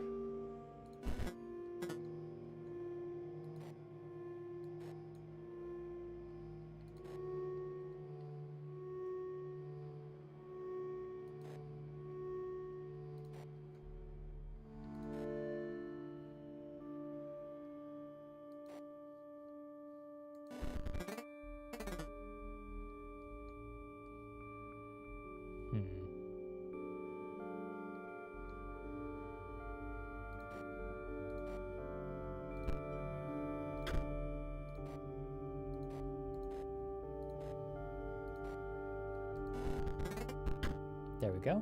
Drawer cracked up, and then you found a pack inside. Beastly card pack. Mantis God! Yo! These are cards, I know what they do.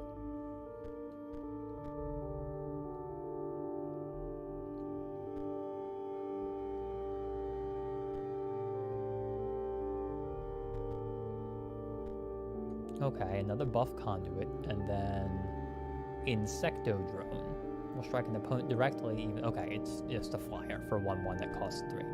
Got it. A beastly card pack. What else do we got?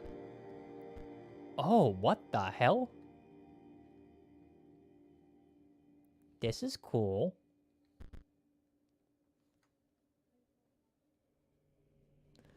Mantis God is good. Okay, so this is Hrockle. Waterborne. Also, when Hrockle is played, it provides an energy cell to its owner. That's good for combo strats.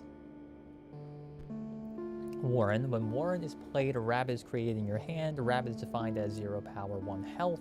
And it's free to play, like the bees, which is good. I have always liked those sorts of free things to tribute sort of strategies. Because if nothing else, even with the bone sort of strategy we had going on, we can still... What's the word? Free stuff we get to play, we can just use it to fuel our bones if we need to, or sacrifice over other stuff. I'll take those.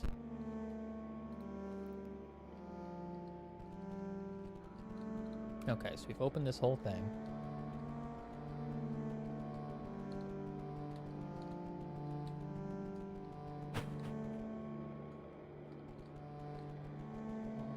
Trader's in here.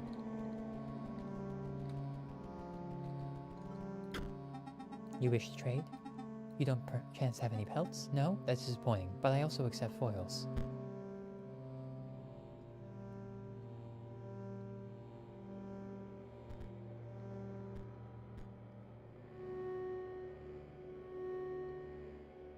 Squirrel Ball is ghost ship, but cheaper and easier to use. That is a consideration for the future. Squirrel also is just a free drop that doesn't die, per se, but I don't know if that's better than the skeletons. I think what we want is, like, a version of our previous deck where instead of doing squirrels, we just have a bunch of skeletons, you know? So the idea is replace all the squirrels with guys that can do 1 damage but die on the, die if they do so. But you can also just tribute them on their own, and then maybe we try and find some synergies around that. Because I like the way our previous deck played quite a bit. Stop shaking. The only thing you have to fear is your own inadequacy. Behold me, I am Leshy, the scribe of beasts. We share a desire for you to challenge me, but first... I know what you're thinking. No, this is not my legendary camera, not the one I use to create beast cards.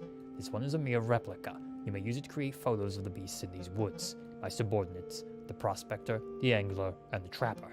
They each require a photo before they will consider battling you. Return to me when they are all defeated.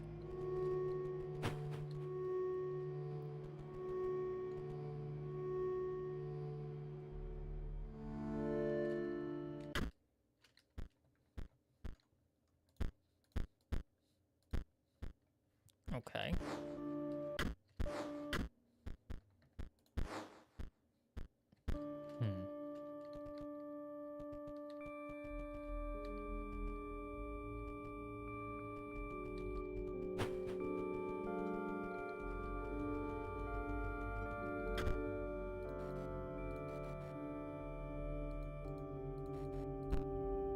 There we go.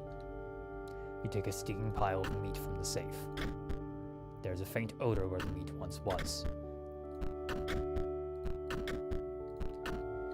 Okay, so I have a pile of meat now.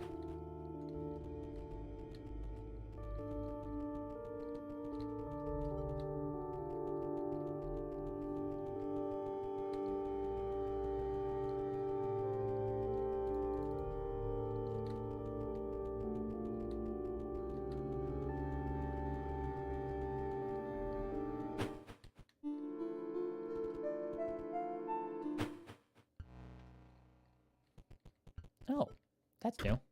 You picked a clover leaf from the stem.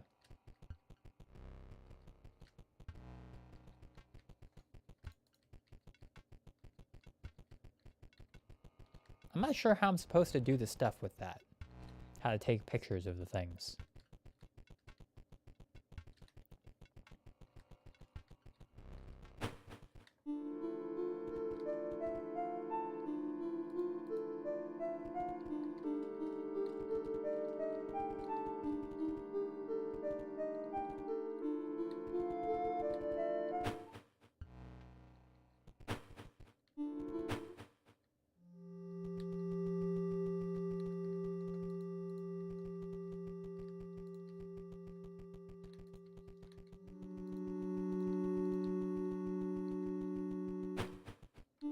Okay, worth a shot.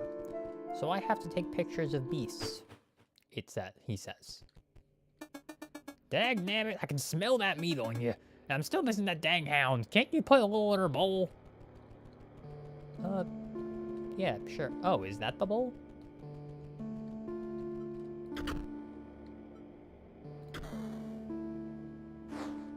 Got it. Okay, now, before we go in there, let's real quick adjust our deck. So we have a bunch of skeletons. Gravedigger, which gets us additional guys, or additional bones, but otherwise he kind of just sits there, and that's not necessarily the best.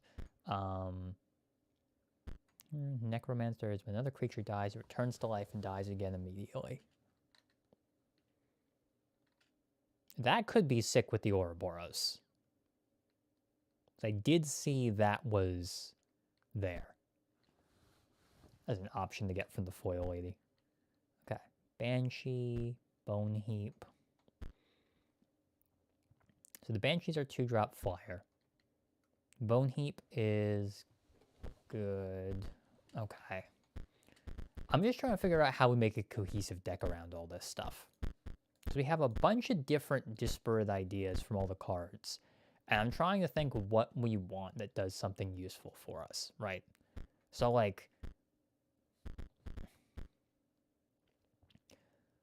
most of our stuff is going to be death cards. So we have the skeleton and a bunch of the stuff from that sort of realm. So we want a good amount of these guys because they can be both tribute fodder and also stuff that just does damage but dies at the end of the turn.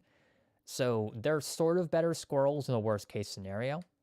But obviously, you know, they die after. So pros, cons. Gravedigger here really just nets his bones and sits there and defends. And that's not the worst in the world. It is pretty easy to play. So I think we do want to keep a good amount of those. Same thing for the Draugr, but it can't be sacrificed, so we have to at least let it soak a hit one turn. The Necromancer has been kind of underwhelming. Like, it's fine because it gets us extra bones, but we have to already be pretty well set up to be able to summon this guy or play him in the first place. The Banshees are decent. They're easy to play flyers. I like them. Bone Heap, we've not gotten to really use very much yet, but we don't have a lot of good ways to turbo into the bones that we keep finding in the deck while we find him. And then Walkers is kind of the same thing. So I want to include at least some of the beast cards here because I feel like just they're kind of better overall. Like Mantis God's a really sick card, so we want to include that somewhere in here just as a way to deal some damage. Let's take out Double Gunner for now. We'll put in Mantis God. Let's run the deck like this and kind of see what happens. I also maybe want to do the rabbit thing. I think it's fine for a start.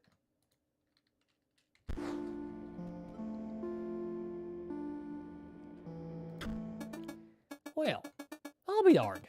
That's my girl. I'll let you pass me and into yonder pond, but dagnabbit, first we gotta battle.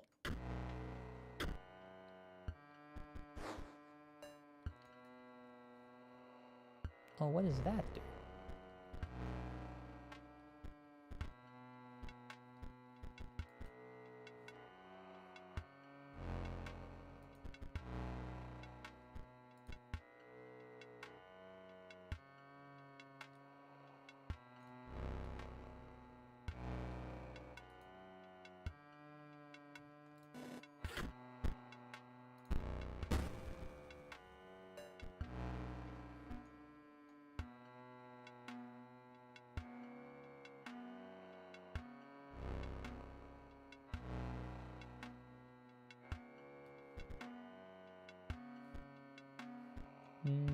We go that guy over there, we play this one here just so we can block and soak the hit, and then we get a free skeleton, and then on the next turn we play this guy. Or vice versa, actually, since this is a... yeah, it's got the move thing. So we want to play him first.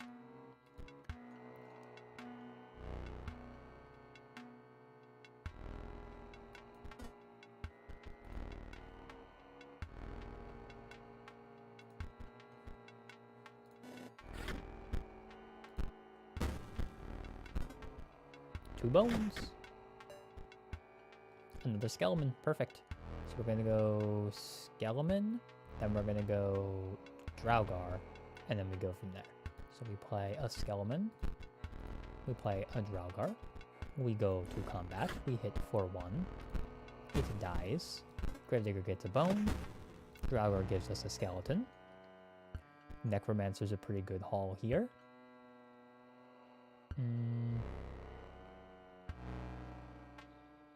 I feel like we almost want to just get...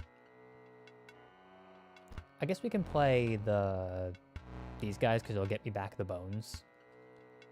Because I want to do the combo with these because that's pretty sick, but it doesn't really do a whole lot here. Because I can't get to it yet. I still need 4 more bones for that to actually work. Or 3 more. Clover's a mulligan. Oh, okay. Good to know.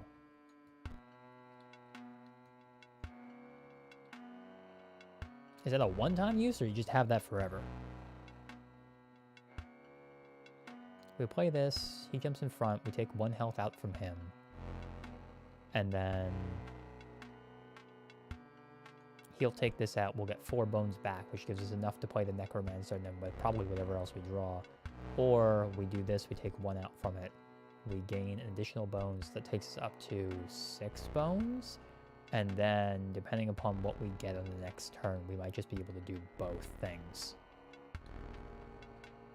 I think we just hold here. That brings us up to 6. Yep, that happens. We get a bone pile, that's pretty decent. And then we can go...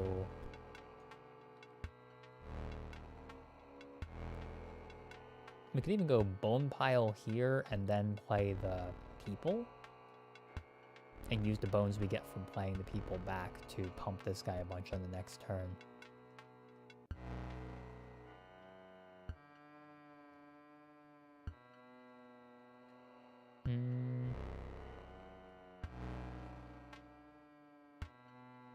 Pay 3. We can bump him once.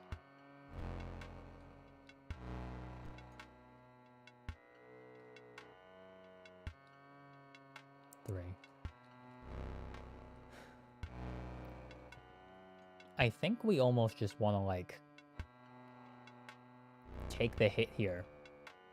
We take a total of, what, 3 damage? We get an extra bone, which means we can play everything next turn. And then we take 3 damage. It takes it down to 1, 2, 3. We'll have 1 left, and then we can claw our way back in a much better position. Once per match forever. Okay, cool. Good to know. So I don't want to lose any of this stuff.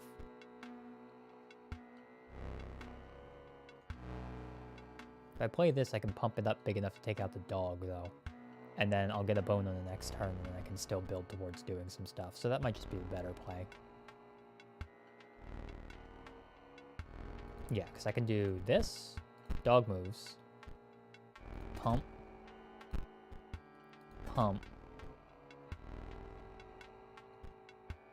It's not going to overtotally kill it, but it will...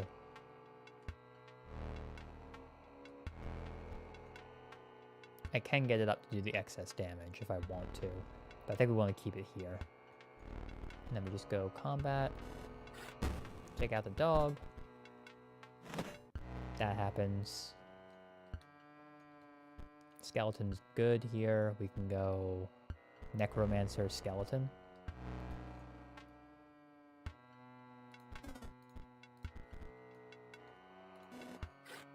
Take out that. Get an extra bone. Get up to 3.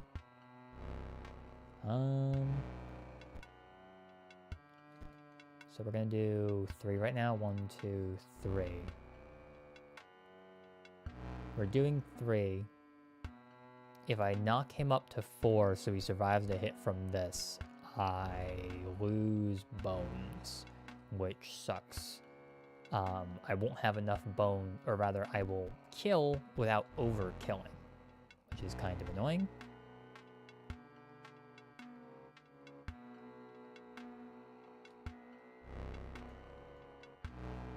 There is a way to do it. I can just start overkilling by going, oh, this is fun. Okay. So chat, here's what we're going to do. This is very exciting. We're going to use the hammer to take out the Gravedigger. This gives us 5 bones, which is enough to play the Walkers. Now, we can hammer again, take out that guy, and we get up to 9, which allows us to play this guy again, and we can pump this up once, twice, thrice, up to there, and then we can even do this one more time by playing this guy out of our hand. and cracking that one as well. Overkill! We found it, kids. Got there in the end. Fair is fair. You beat me like a dog. Take this. Some say these here cards are better in gold. Beastly card pack. Ooh, the Urayuli, the card I never used in my original run. The Warren, okay. Another one of these is good. Bloodhound, decent enough attacker, although I probably would play an elk at this point. Maybe not, I don't know. Mabatbot? Meatbot? I'm not sure what that's supposed to be. It is countered as 3 blood rather than 1 blood when sacrificed. Okay, that's nice. So there's some cards that synergize between the different decks. Gamblobot. Energy. Pay 1 energy to set the power of Gamblobot randomly between 1 and 6. Weird. Alright. Cards are added to the collection. He gets out of the way. The way to yonder pond is clear.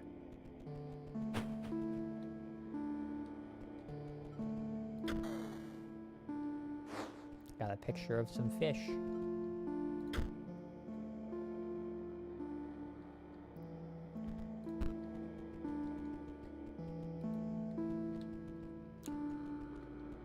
I'm gonna assume that...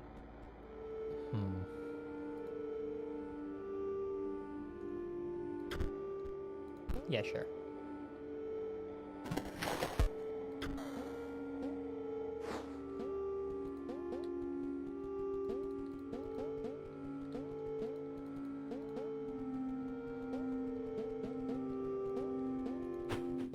Ooh! What did I just walk into?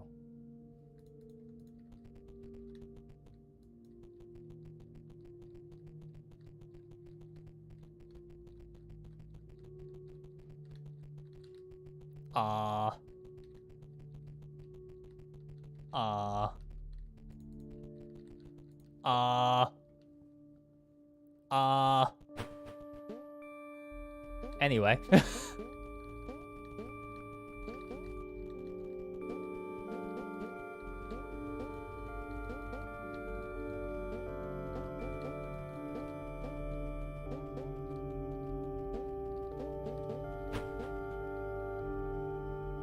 So that's there.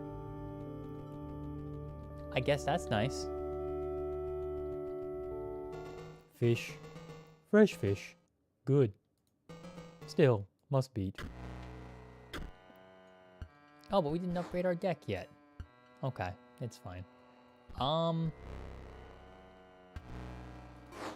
Yeah. Sure.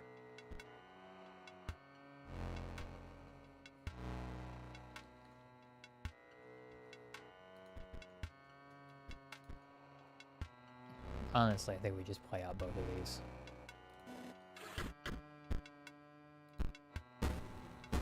Get the 2 bones.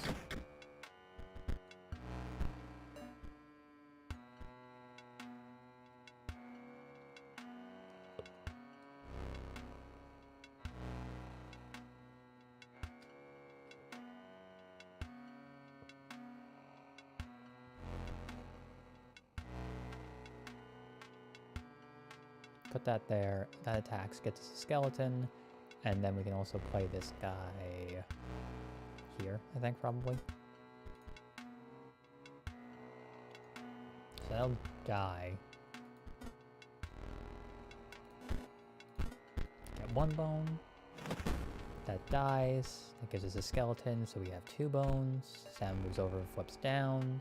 We have a skeleton here, so we can hit for 2 if we want to. Or we can hit for 1, hang on to this guy just to have, which I think is what we want to do. So we're just going to go do this. That dies, we get up to 4. We take 2. That one goes face down. Face up, face down. Attack or defend.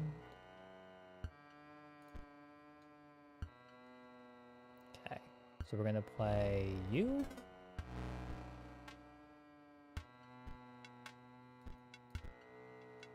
And we play one of you.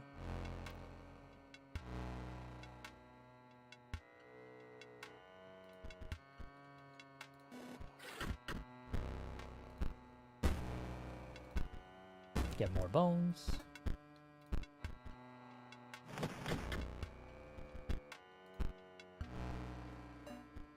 Okay, that gives us another skeleton, so we can hit for another 2, which effectively just evens us out again. And we're about to lose the Necromancer. If we go second Necromancer, though, and then play the skeleton, we can hit for 3, and we get multiple triggers, so that's cool.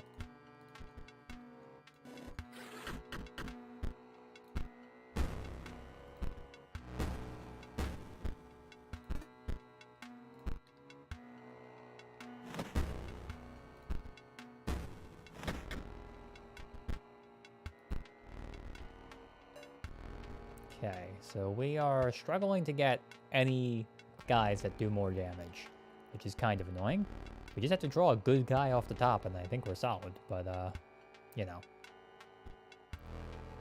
Can't always get what we want now, can we?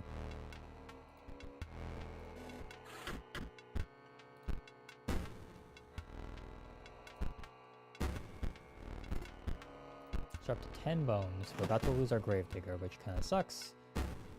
So get some good bones out of the deal. Those guys flip down. That is not what I needed to see right now. And we can block one of the hits.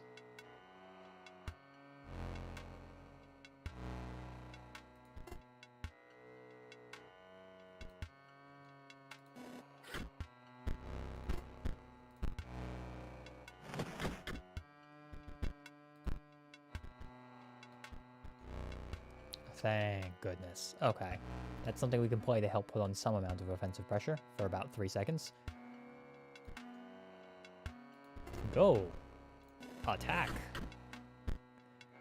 This is a little bit of just a big ol' loop, but hopefully at some point we'll draw something we can use with all these bones.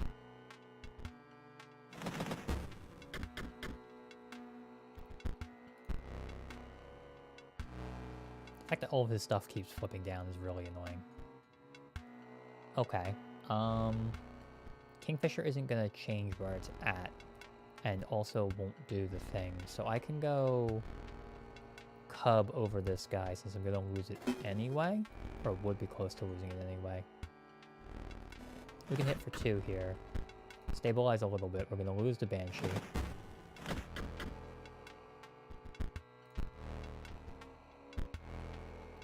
Wolf Cub gives us the wolf. Bone pile! And now the game is over.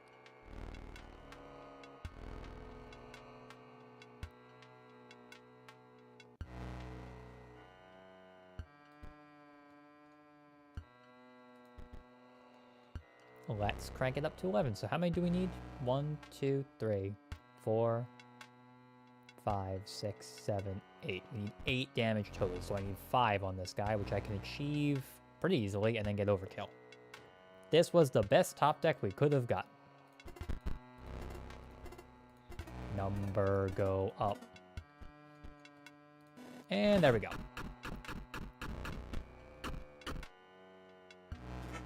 Just like that. It's that easy, folks. You beat. You pass. First take. Another mole man, evolving elk, another meat guy, another steam bot. Okay, stuff we've already seen, but still, nice. Any more cards we can get are good. Me? Work continue. Fine fish for Leshy.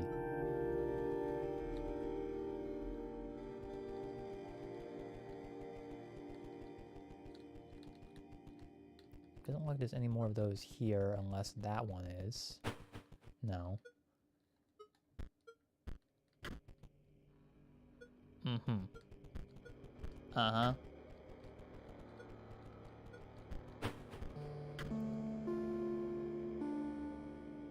Oh, the totem lady.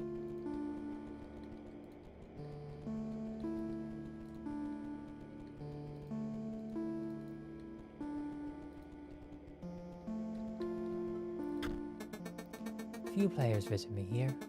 I sometimes ponder what my gameplay purpose was. Oh, she doesn't do anything anymore! What can I tell you? I have glimpsed the old data, and I will speak nothing of it as a kindness. I will repeat myself, I will speak nothing of the old data. To know it is to die, but you players are never deterred by that. What can I tell you? It is corrupt knowledge, so evil that it corrupted this disc. Inscryption the good? No. What can you know? Ask the scribes. They don't seem to care for human life. Leave me here to ponder and carve my wood. Being Leshy's puppet has given me much to ponder. Goodbye for now. Goodbye for now. Aww. She doesn't have a job anymore because Leshy doesn't need her. That's sad. 2 packs inside. Yo. Beastly card pack. The cat! This is some of the best stuff in the game. Another Mantis God. The cat, which is awesome. We got an adder too, which is nice. Another one of these guys to combo with the other stuff. Okay, cool.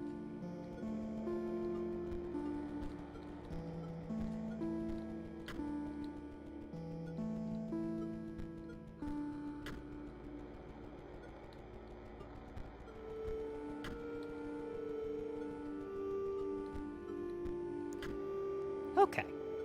Pause for just a moment to have a little bit of water.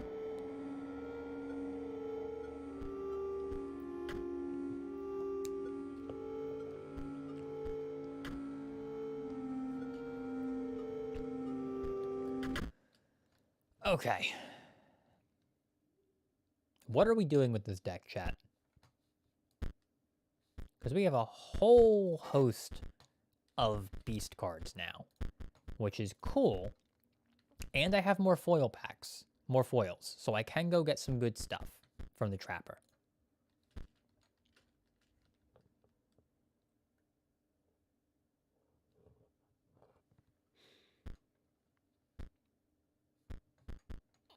Mantis God is really good in general.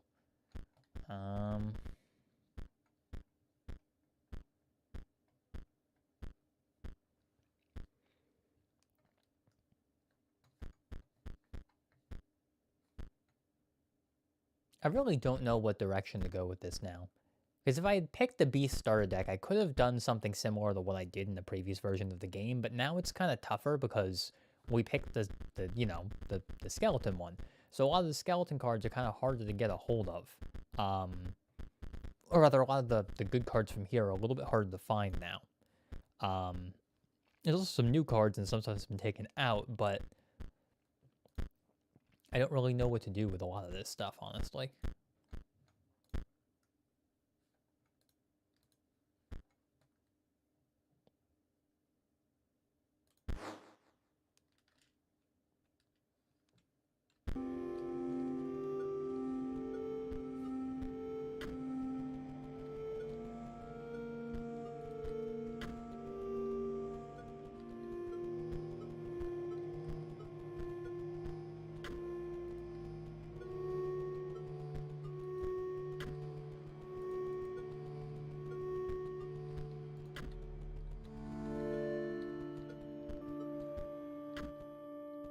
Oh, I can push this.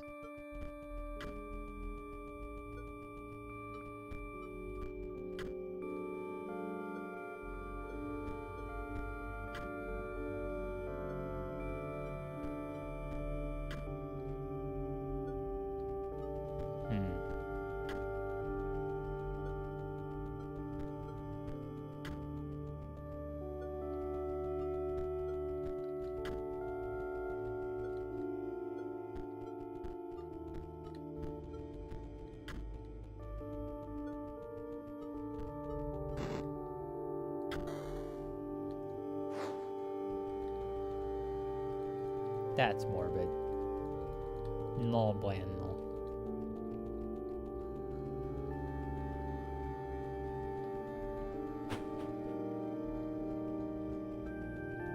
Okay, well that's... Unless you want good fish, fresh fish, Corrupted fish.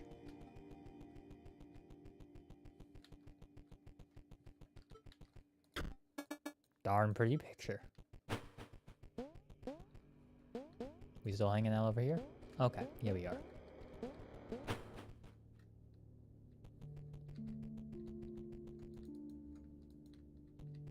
Wish I knew what to do with this area. It's nice that it's a secret area. I don't know what to do with it.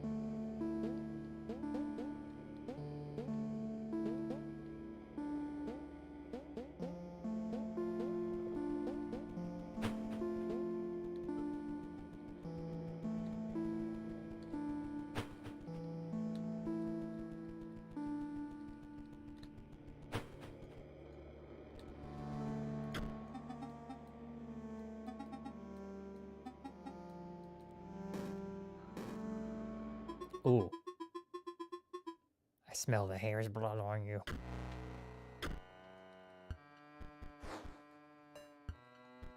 Oh, goodness. That's stronger than the last time. This is a decent start. I don't know if there's anything better I can really aim for right now.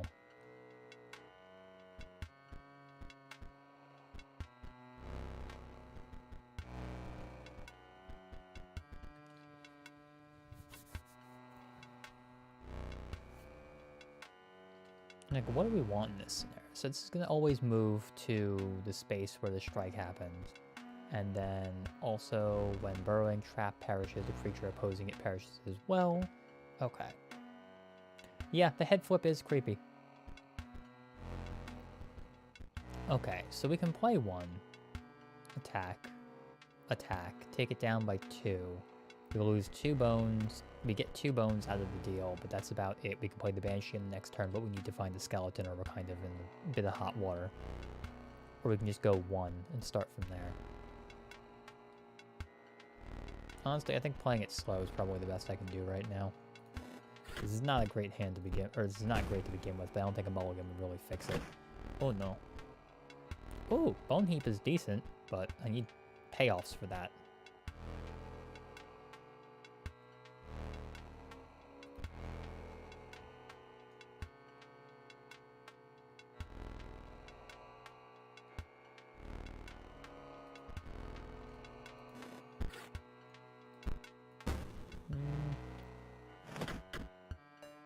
This is not going to go well, I don't think. We can try, but I do not know if this is going to go as well as I would like.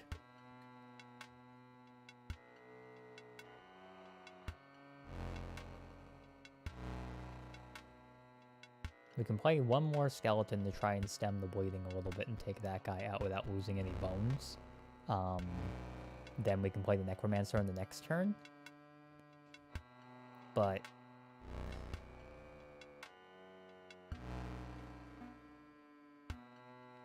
we could also go for the Banshee. If we play the Banshee here, that might actually do it, because this doesn't have the aerial block.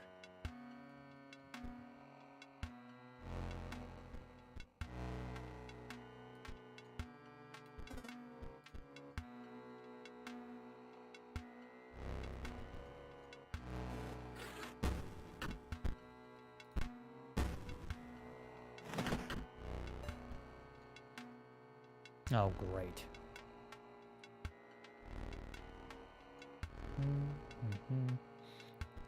I could do this for one more turn.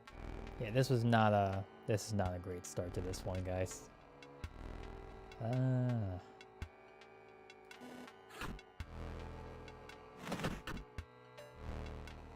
Oh, goodness me, that's a wolf coming down. Okay.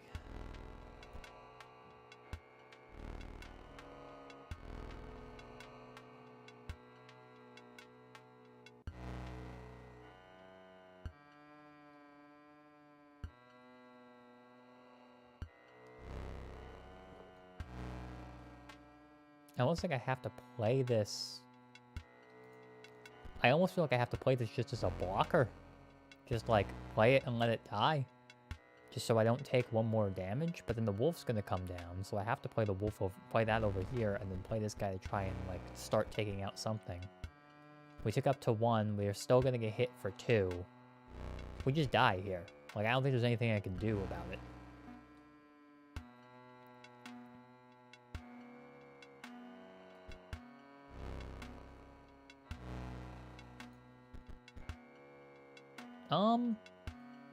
That's not true. If we play the skeleton, this trap will block the skeleton, preventing the coyote from coming down. And we play this guy as a blocker just to make sure that we don't die. Then we can still hit him for 1 damage. And we can prevent ourselves from dying. We will be on the very edge, but we'll still be alive.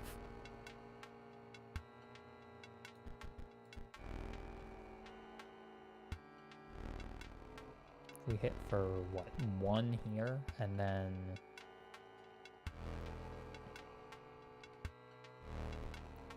we have to at least block 1 of these, which really sucks, because I wish I had, like, 1 more bone, just so this guy could live. I mean, I could have 1 more bone if I cracked something else. Then I lose my... everything. Yeah. This sucks a lot, but this is what we have to do. Skeleton dies. We block 1 damage. The coyote can't come down. Mantis God is pretty decent here. What, that's like we contribute over and hit everything?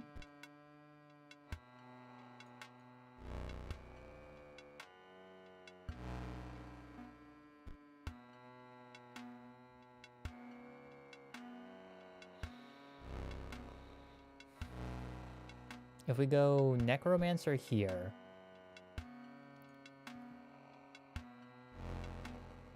we can go Necromancer, tribute the Banshee for the Mantis God, and play it here.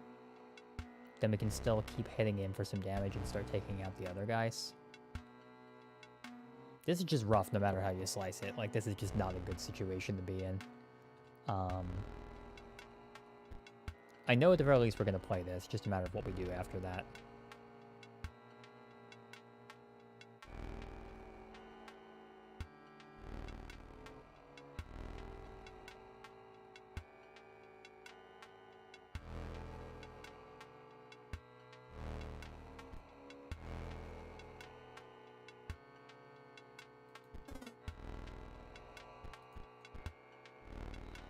This just does not feel good no matter what I have to do.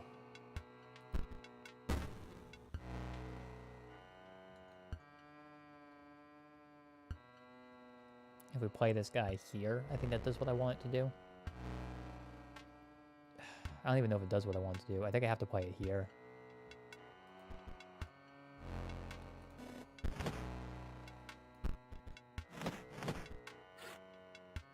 No, we die.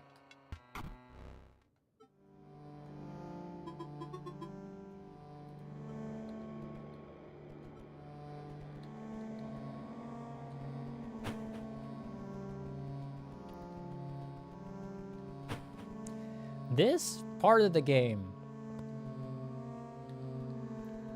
this version of everything is much harder, I feel like, than the first one was.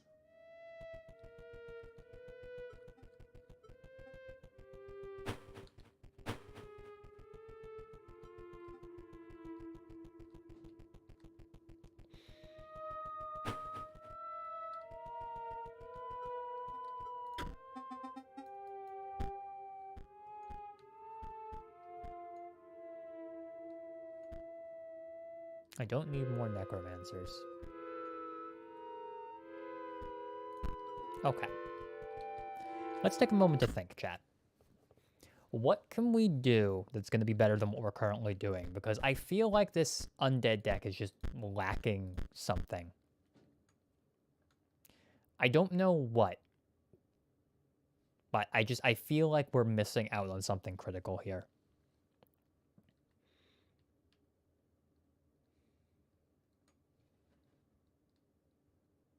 The deck just feels like it's not cohesive. Like, it doesn't feel like it's doing enough.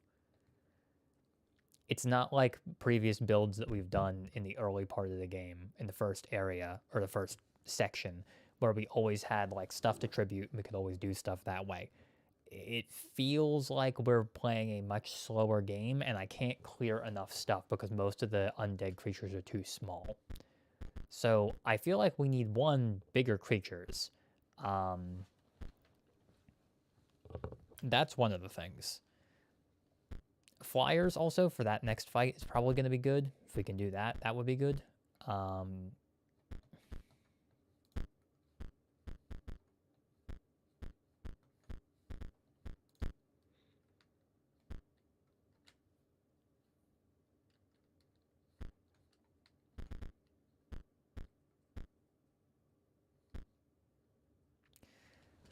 Okay, let's start from scratch for a sec. Let's think about this for a moment. Let's clear the whole deck and start over. So first thing first, we need guys that we contribute over, because I feel like in terms of the top end of stuff that we can be playing, I think that the beasts are going to give us more in terms of raw power, which is kind of what we need right now, because the deck feels like it's struggling without that. So I think what we need to do is to start with, we need tribute fodder. That's the first thing. So we just jam in a whole bunch of skeletons.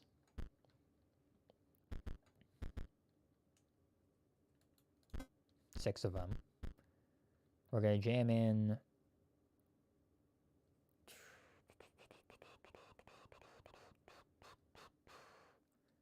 I have 5 of these now. I didn't realize I had so many. That's actually really useful information to know. Okay. So we want both of the bone heaps, because the idea here is that we're going to just like use our skeletons as cannon fodder and use them to tribute over, or whatever the case may be. And then we should hopefully, just by doing our general game plan, have a good amount of bones later. So yeah, Arthur, exactly. The undead deck has a good amount of resource resource recurrence, but the thing is, it doesn't really have resource recurrence in the same way. And what I mean by that is,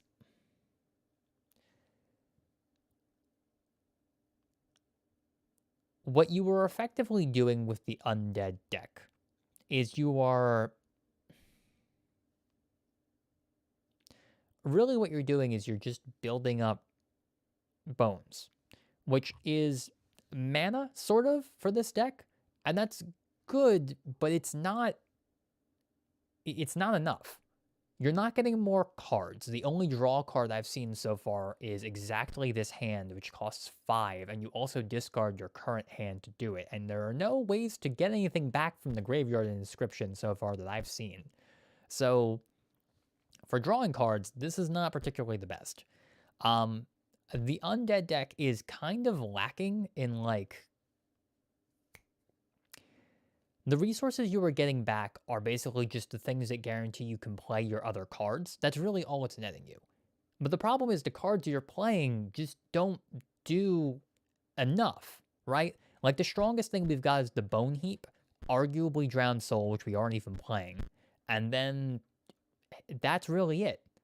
Like, these are just guys that you can play later on as the game goes, but it's not solving the inherent issue here, which is that we are not actually gaining any meaningful card advantage with this, or meaningful advantage in any way, shape, or form. The resource engine of this deck is make a bunch of bones and use them to play cards, but we do not have any bone-related cards that really do anything, right? Like, there's no payoffs in this deck. There's no draw to it to be able to get to specific cards either. Really, the only payoff is the Bone Heap, and arguably you don't need it to get that big for it to make an impact on the board. It's a free guy you can play. If you can just play it and pump it twice, that's a 2/3 for like no cost. That's still pretty good. So looking at this, I feel like we don't even really want to do most of what the undead deck is doing, because what it's doing is just not enough to keep up with the other decks we're running into in the story here. So I feel like what we need is we just want to play the best of the undead cards, or the things that can kind of soak hits and give us more bones, and then play the skeletons as just like theoretically better quote unquote squirrels that we can send in against certain stuff. And then the rest of the deck we fill out with beast synergies to be able to tribute over those skeletons as though they are squirrels, or things that can take advantage of or give us more bones by tributing over. And then we have a couple of powerful draws that are bone-related payoffs in the deck, like specifically the bone heap, right? So that's kind of what we're talking about here. I think in terms of payoffs, really what we're looking at is exactly like the skeletons are really like the only payoff we have, or I should say really the only payoffs in this are the banshees are decent. They're effectively like the sparrow from the original series with Leshy. So those are decent. Necromancer, in theory, has really cool combos with stuff like Ouroboros or anything else with the Undying trigger, but the Ouroboros I was going to get, I can't get now because it's locked behind the battle I have to do, so I can't get that yet. And then the rest of these are really just not enough on their own. Like, really what we're seeing is this is a combo-oriented deck where you're trying to build all of these bone resources, but you need so many things in order for it to go right, it just doesn't feel like it's doing enough. It's a cool idea, it just, in terms of the speed that I'm used to playing at, and like the speed that we need in order to beat these other decks, it's not doing it. So I think what we need to do here is we gotta load up on some Draugrs, because these guys effectively we can, once we get some skeletons, these are effectively just better skeletons because they can instead block a hit and be tributed on the next turn, or be used as an attack material that way. So these guys are good. I want a good amount of these. I think arguably we maybe want to just, maybe like 3 of them, 3 or 4, some amount like that, because we're already filling up the deck a good deal here. So skeletons, I think we just max out. We go 7 skeletons, just so that way we have a lot of guys we can draw to play. Because that's a good amount of the deck there to make sure we have stuff we can tribute over. So we go for the skeletons. The Necromancer is good in theory, but because it doesn't bring the stuff back permanently, it's kind of problematic. I think 1 Drowned Soul is good just as a payoff card. Maybe like 1 or 2 of the Banshees. Some amount of Banshees, I think, is probably something we want to do. Maybe 1 less skeleton, because the Draugrs are pretty easy to get out on their own. Because like 6 out of 20, what's the math on that? That's like 20 divided by 6 out of 20 is a... divide it by 2, so it would be 3/10 of the deck, and you're drawing 4 cards at the start of the game. You are pretty much, plus we have a mulligan, so we're pretty much guaranteed to always get at least 1 skeleton. But we don't want too many skeletons because they don't really do a whole lot. They're just cannon fodder, basically, in order to go into other plays. So 6 skeletons, I think, seems like a decent number. The only thing would be to up it maybe to 8. But yeah, it's like a 30% of the deck, exactly. So, and keep in mind, even though it's 30% of the deck, right, we are drawing 4 cards at the start of our turn. So those odds are ever increasing, and because deck size is so small, that should be pretty easy for us to find. Like a 3 of in a 40 card deck, you have about a 33% chance to find something in that range. So we have a much, much higher chance to find these in that deck, in this deck. So we should be good with about 6 skeletons, I think, mathematically. The bone heaps in a pinch are also skeletons, but they also have a higher, end goal to them, which is good. The Draugrs are effectively follow-up skeletons that net us additional stuff, so that's good. Drowned Soul and like maybe a Banshee or 2 as payoff stuff. So I think maybe like 2 of them, maybe. And then what else do we have that's worth playing? The rest of this isn't really what we're looking to do right now. Okay, as for the rest of the deck. Wolf Cub is good. We're playing that. It evolves into a 3/2. We can protect it pretty easily. That's good.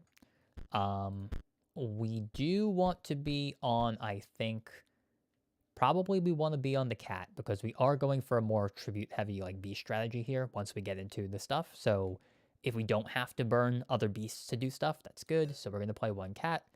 Mantis God is just a solid card overall, so I think we want to play 1 or 2 of them. And then we're kind of just trying to figure...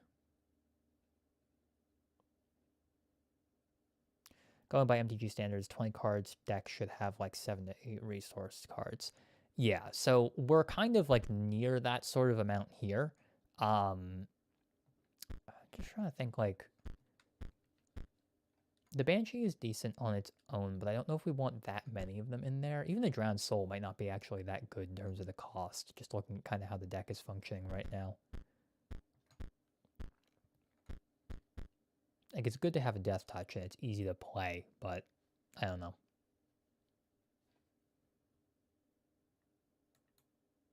If you look at it as a removal, that's not the worst, but I'll take that one out for now, because I think it's a little too high rolly. 1 less Draugr, 1 more Skeleton, just because I want to make sure we have a good ratio of finding these guys pretty easily. And then... So we're at 17 cards. We have a Wolf Cub, we have a Cat, we have a Mantis God. This guy we're basically never going to be able to play in this deck. That's just a given. We have, in terms of other payoffs, we've got the Salmon, which we have like 5 of. They're the 2/2s they flip down. That's decent, but not the best. Bullfrog is just decent, and so is the Warren is also pretty good, just because it nets us an extra card. So I think we want to play maybe a couple of these, just so that we have more tribute fodder. And then I think we play both Mantis Gods. We play maybe a Warren or 2. I'm just trying to figure out what else we would want to play in the deck.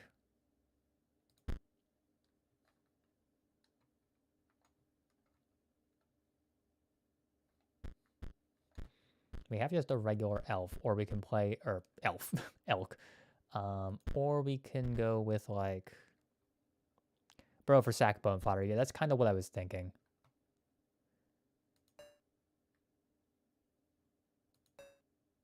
Because the thing is, we need payoffs is the thing here, though. So like the Wolf Cub, the Cat doesn't really do anything in this build, really, because we only have a couple of things we want to be tributing for. So I don't know if we necessarily even need the Cat here. Maybe we do. I'm not entirely sure. The fact that it doesn't have any attack power on its own kind of makes me feel like I don't want it. I think we do these 2, those, that, and then we want like 1 big payoff for the whole thing. So like maybe we go for just like...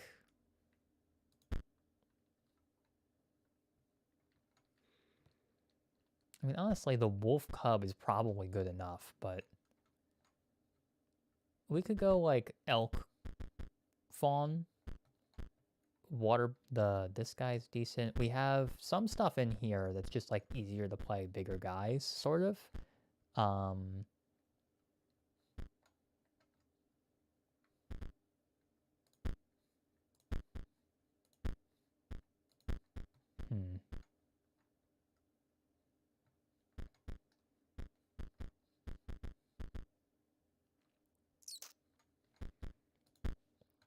I feel like I'm building like a jank deck from Yu-Gi-Oh! Like this is just like, I'm building with like a limited pool, and I'm like, I don't know what to, I gotta find the cohesion, the strategies. We want to play like consistency, but also there's fun ofs, and it's like, I'm trying to find the middle ground. I think maybe I do want to have...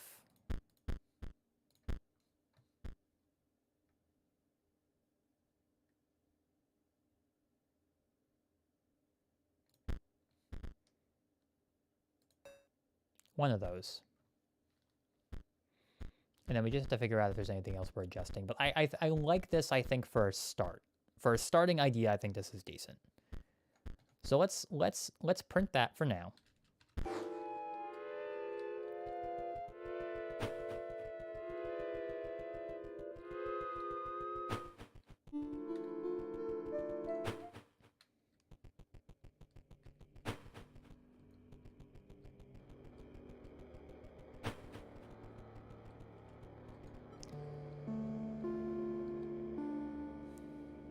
All right, let's try this again.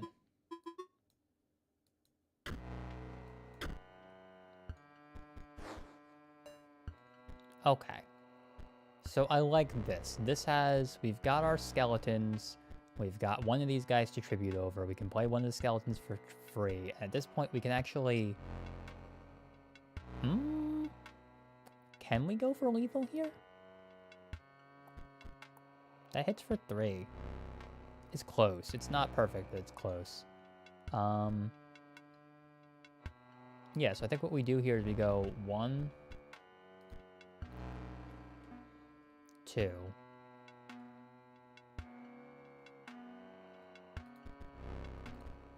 Sack this guy just as is. Play that. Hit for 4.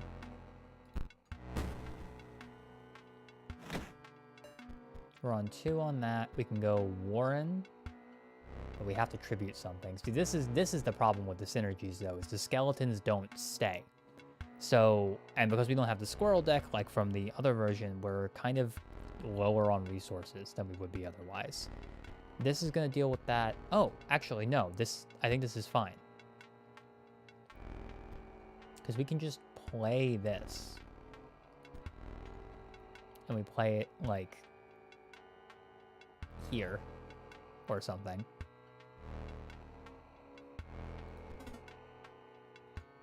And we go combat.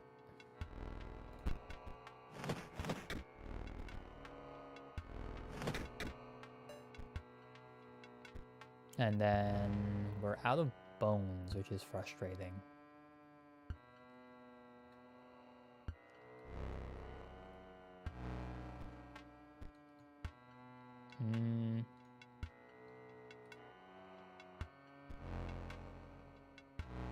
I can put up the Warren to block and then get another thing just in my hand. That gives me...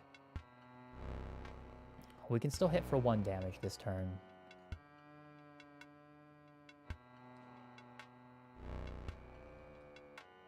Yeah, no, Mantis got his nuts.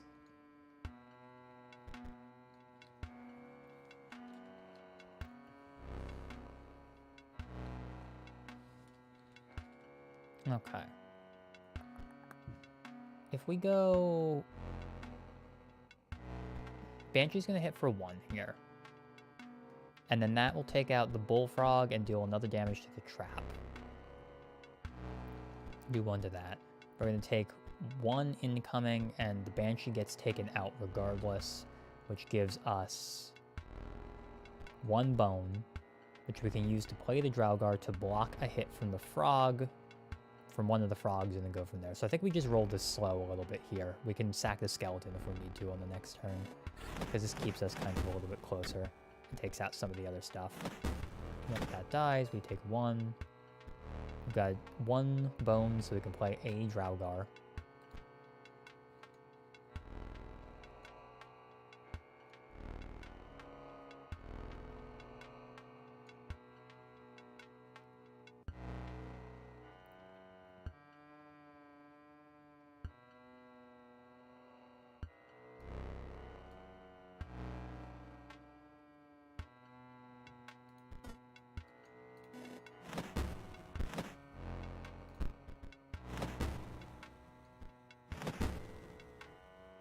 Cool, that gives me the skeleton. We have 1 bone.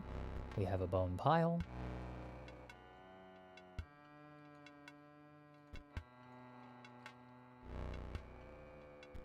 Okay, and then from here we can go sack the skeleton to play this guy, play the rabbit. Well, at 2 bones, we can play this guy and pump him by 1. At that point, we're at the same point. We're hitting for 3 regardless here. It's just how much overkill we can do. A lot, actually. Because we should just be able to go sack the skeleton to play the Warren. We get a rabbit. So we're at 2. We play the rabbit. Play this guy.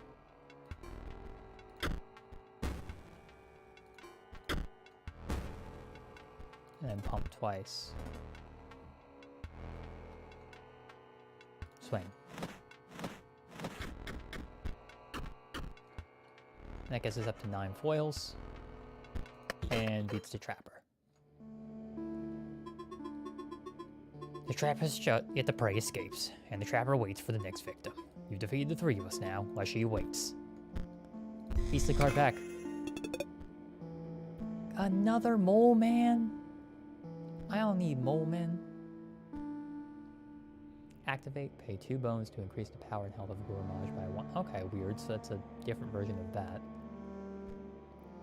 Grizzly, okay. That, alright.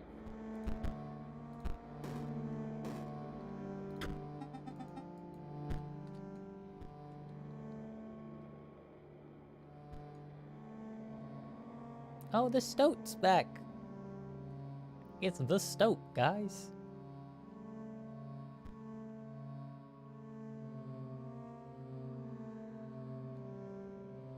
Squirrel Ball is just ghost shit, but worse, I think, right? I'm honestly not sure.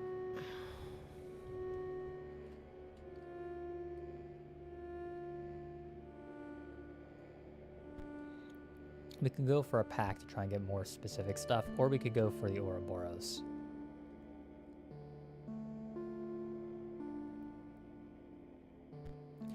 Oh my god. The Ouroboros kept its stats. I just realized that's not a 4, that's a 41.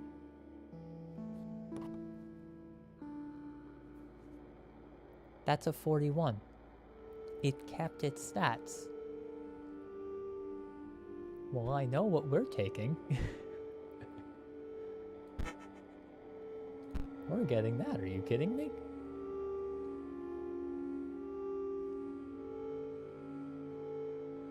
Alright. That is a different image for the stoat, though. So now we have that. And the best part is, if we want to, we can combo this with some other stuff. But...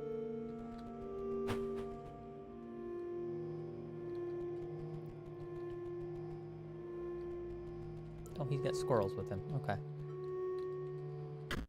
Alright. Let's make some quick adjustments to the deck based on how that played. So... the Draugrs seemed a little bit bricky, because we couldn't guarantee that we had the bones, necessarily. So... they're decent, it's just...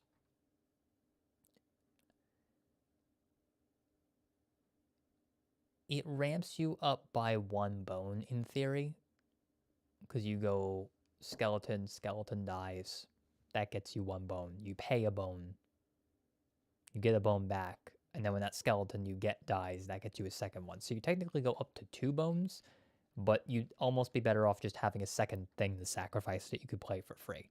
Like, this would almost be better if it was another skeleton or a squirrel at that point. So I don't know.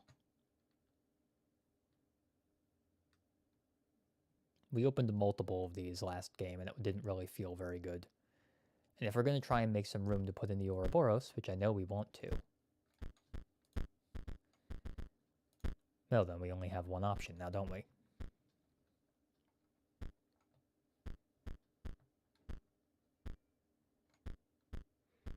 Let's take out one of the Draugrs. And we will put in the Ouroboros.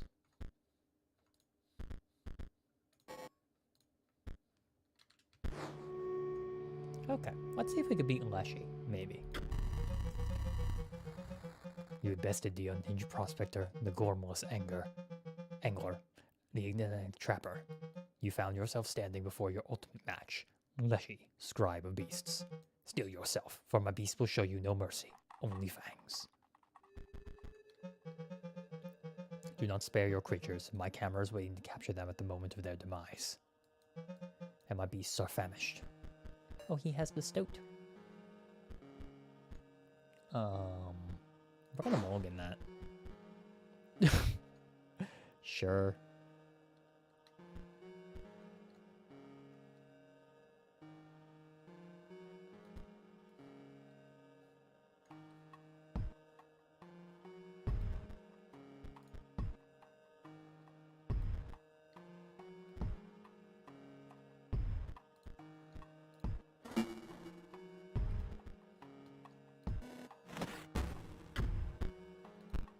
Skeleton dies. I'll need a photo of that one's cost. Oh, what? Wolf Cub transcends to a higher form. What is that? Okay. Interesting. Alright. So I guess when they die, he makes something that has the same cost as they do, as power or something?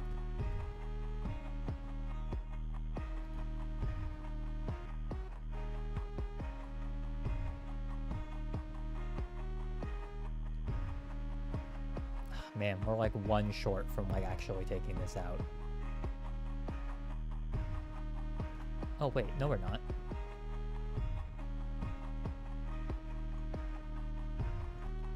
One, two, three, four, five.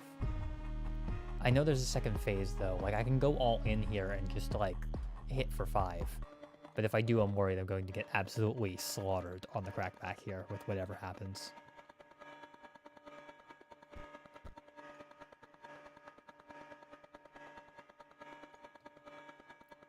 I think we just have to try and play it a little slower here.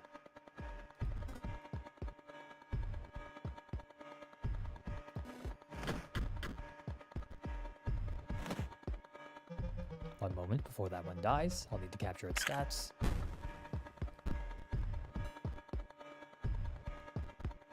Perfect. Okay.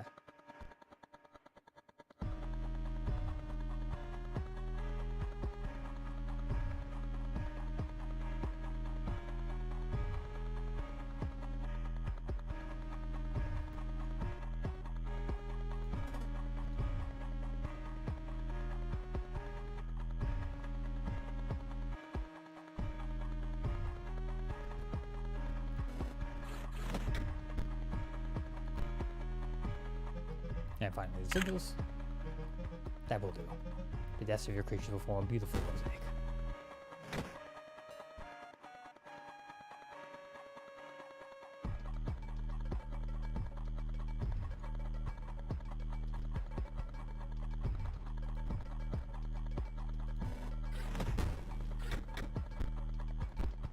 Cool.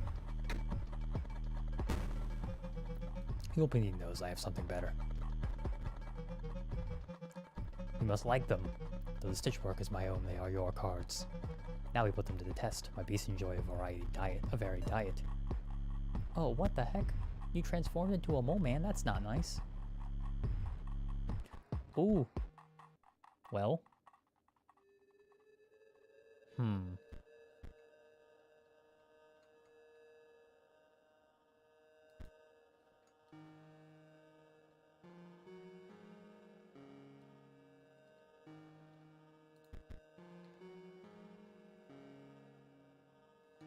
That's gonna hit for 1, that's gonna hit for 3.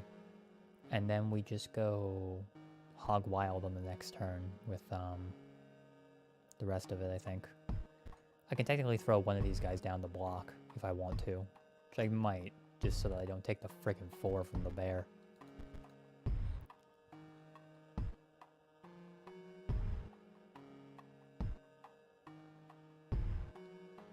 Actually, who cares? Take both of those out. Play it there. Combat. Mole man blocks. Mole man blocks. Mole man dies. Kills the bear.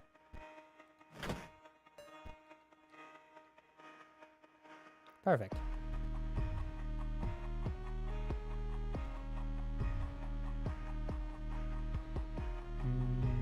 Okay, so I can get this up to what? 1... It's 2 right now. I killed the Banshee and I killed the other 3. 5, 6... 5, 6, 7... Okay.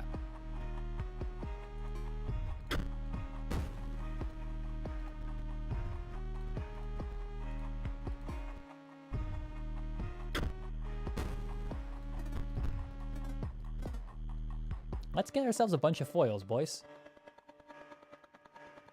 You ready for all the foils to come on in?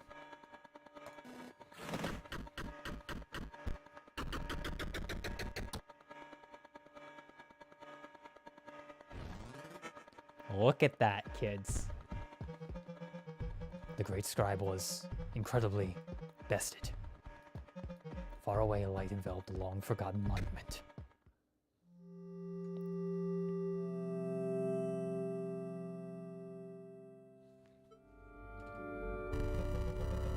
You had triumphed, narrowly avoiding tooth and claw. The scribe of beasts was defeated. That you were able to defeat me beggars belief. But now I must yield to you. My only regret is that our battle was so brief. Surely the sum of the victories made sweeter by a more arduous ascent. Y'all? Third Mantis God. What is this? A Mox. Oh, cool. Okay, that's interesting.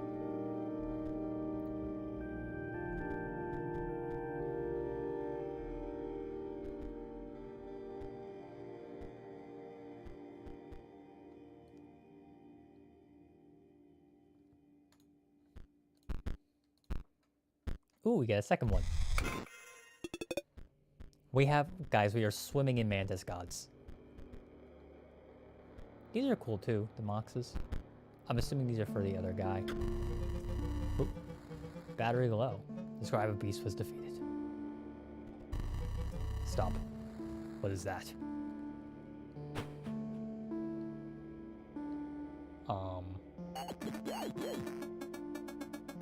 I had to see your face after you lost. You're just so bad. It's no wonder we're back here again. And we would have been even sooner if the disc wasn't lost. Take a long look at this face, because you'll never see it again. I'm done being your pet, you stinking beast.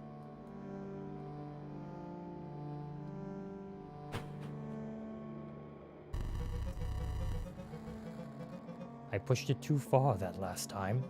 Why don't they see? To live as a beast would be the noblest thing. Even so lowly a creature as a stoat.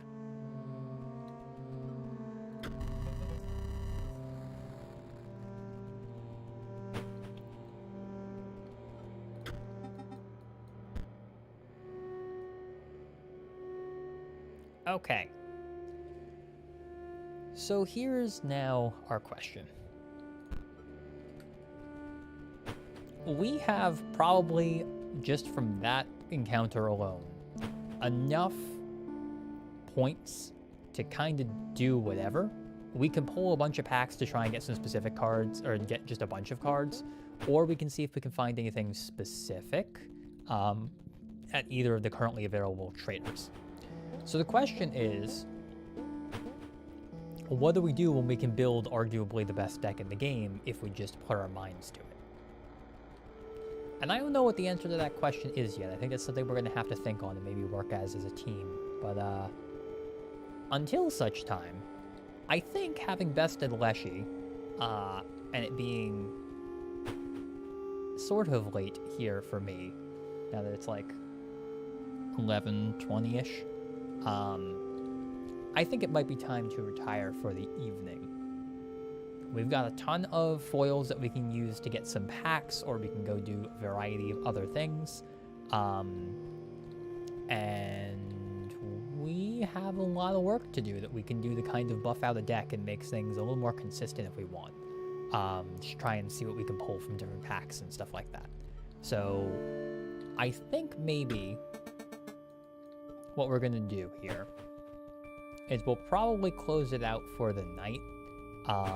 And I think we might go take a look just over and see if anything's changed in the overworld before we go. Oh, hey, they fixed the bridge. Nice. Oh, hey, you guys are here. Sometime I try this spot. Find good fish, corrupted fish, old_fish.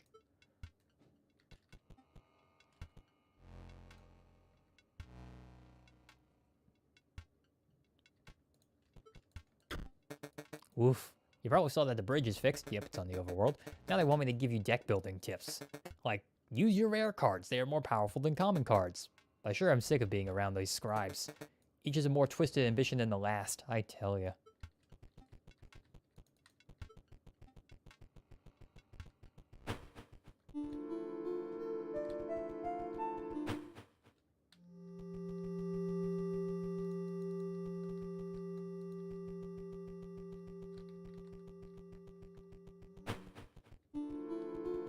Okay.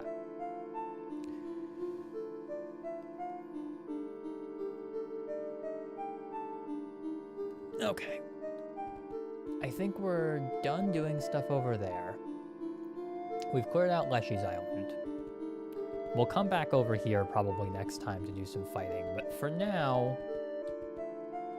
I think what we're gonna do is just kind of chill out right here. And that's about gonna be it from me for tonight. So, real quick, let's pop over to the other screen. There we go. So that is it for this evening. I am cold. I need a shower. I need to take a break. And possibly finish getting this Ethernet cable up, but that's going to be a tomorrow thing when it's not late and I'm not going to be hammering into a wall. So that'll be all for tonight. I'm going to go get myself a snack, I think. All of you, make sure you take care of yourselves. Get some water. Take something to drink. Have a snack. Make sure you're well hydrated, well fed, and well rested. That'll be it for this time. Good to have you all here. Come by down the stream. I appreciate it. Act 2 is weird. It is definitely tougher so far than it was in the first act, and that feels weird to say, right? The first act was, I would say, especially as time went on, easier for us to play, as we kept getting, more resources and learning the game better and doing it over and over again. And it was a specific card pool that we knew what we were looking for and what we wanted to do. And, totems obviously helped with that in our final encounter. But it was also like this trade-off of, okay, we're doing these long runs to get to certain things, and then we'd fight the bosses, and then we get to the end. Instead, here, it is just a couple of fights here and there with not a whole lot going on in terms of, run-up, so there's not as much time to test the decks, and nor is there really as much time to, I guess it's just there's so many more cards and there are so many more strategies that are open to us, but because we don't have consistent resources coming in and there aren't really a lot of draws in terms of cards, I don't know. This feels like a very different... It relies on some of the same mechanics as the main game did, or I should say the first section did, but it's different. And that is, I think, perhaps a good thing, but maybe not. I don't know. It's weird. I will have to, this will be a part of a larger discussion that we'll have once we complete the game, and we'll do a whole video on this, but we'll have to see what we can do for next time. I'm curious what stuff we can kind of look at from the other decks and the other available things when we start seeing more cards. I think we might just explore all of the islands and kind of get an idea of what we have available to us, then use that to make our best educated guess to crack some packs and get some specific cards to see what we can build. So I think that's going to be our plan for the coming week. So, next time is probably going to be next Thursday, or this coming Thursday, sorry. I wanted to stream this past Thursday, but life stuff. But now, most of that stuff's cleared away, so I think this Thursday we're going to be going at it again, so I'll see you guys in a few days, and let's grab some music to play it out. Thank you again all for coming by. I greatly appreciate you being here. My name is Gabe. This is Draw 5, Move 5. And until next time, go have a good game, guys. Have a good night.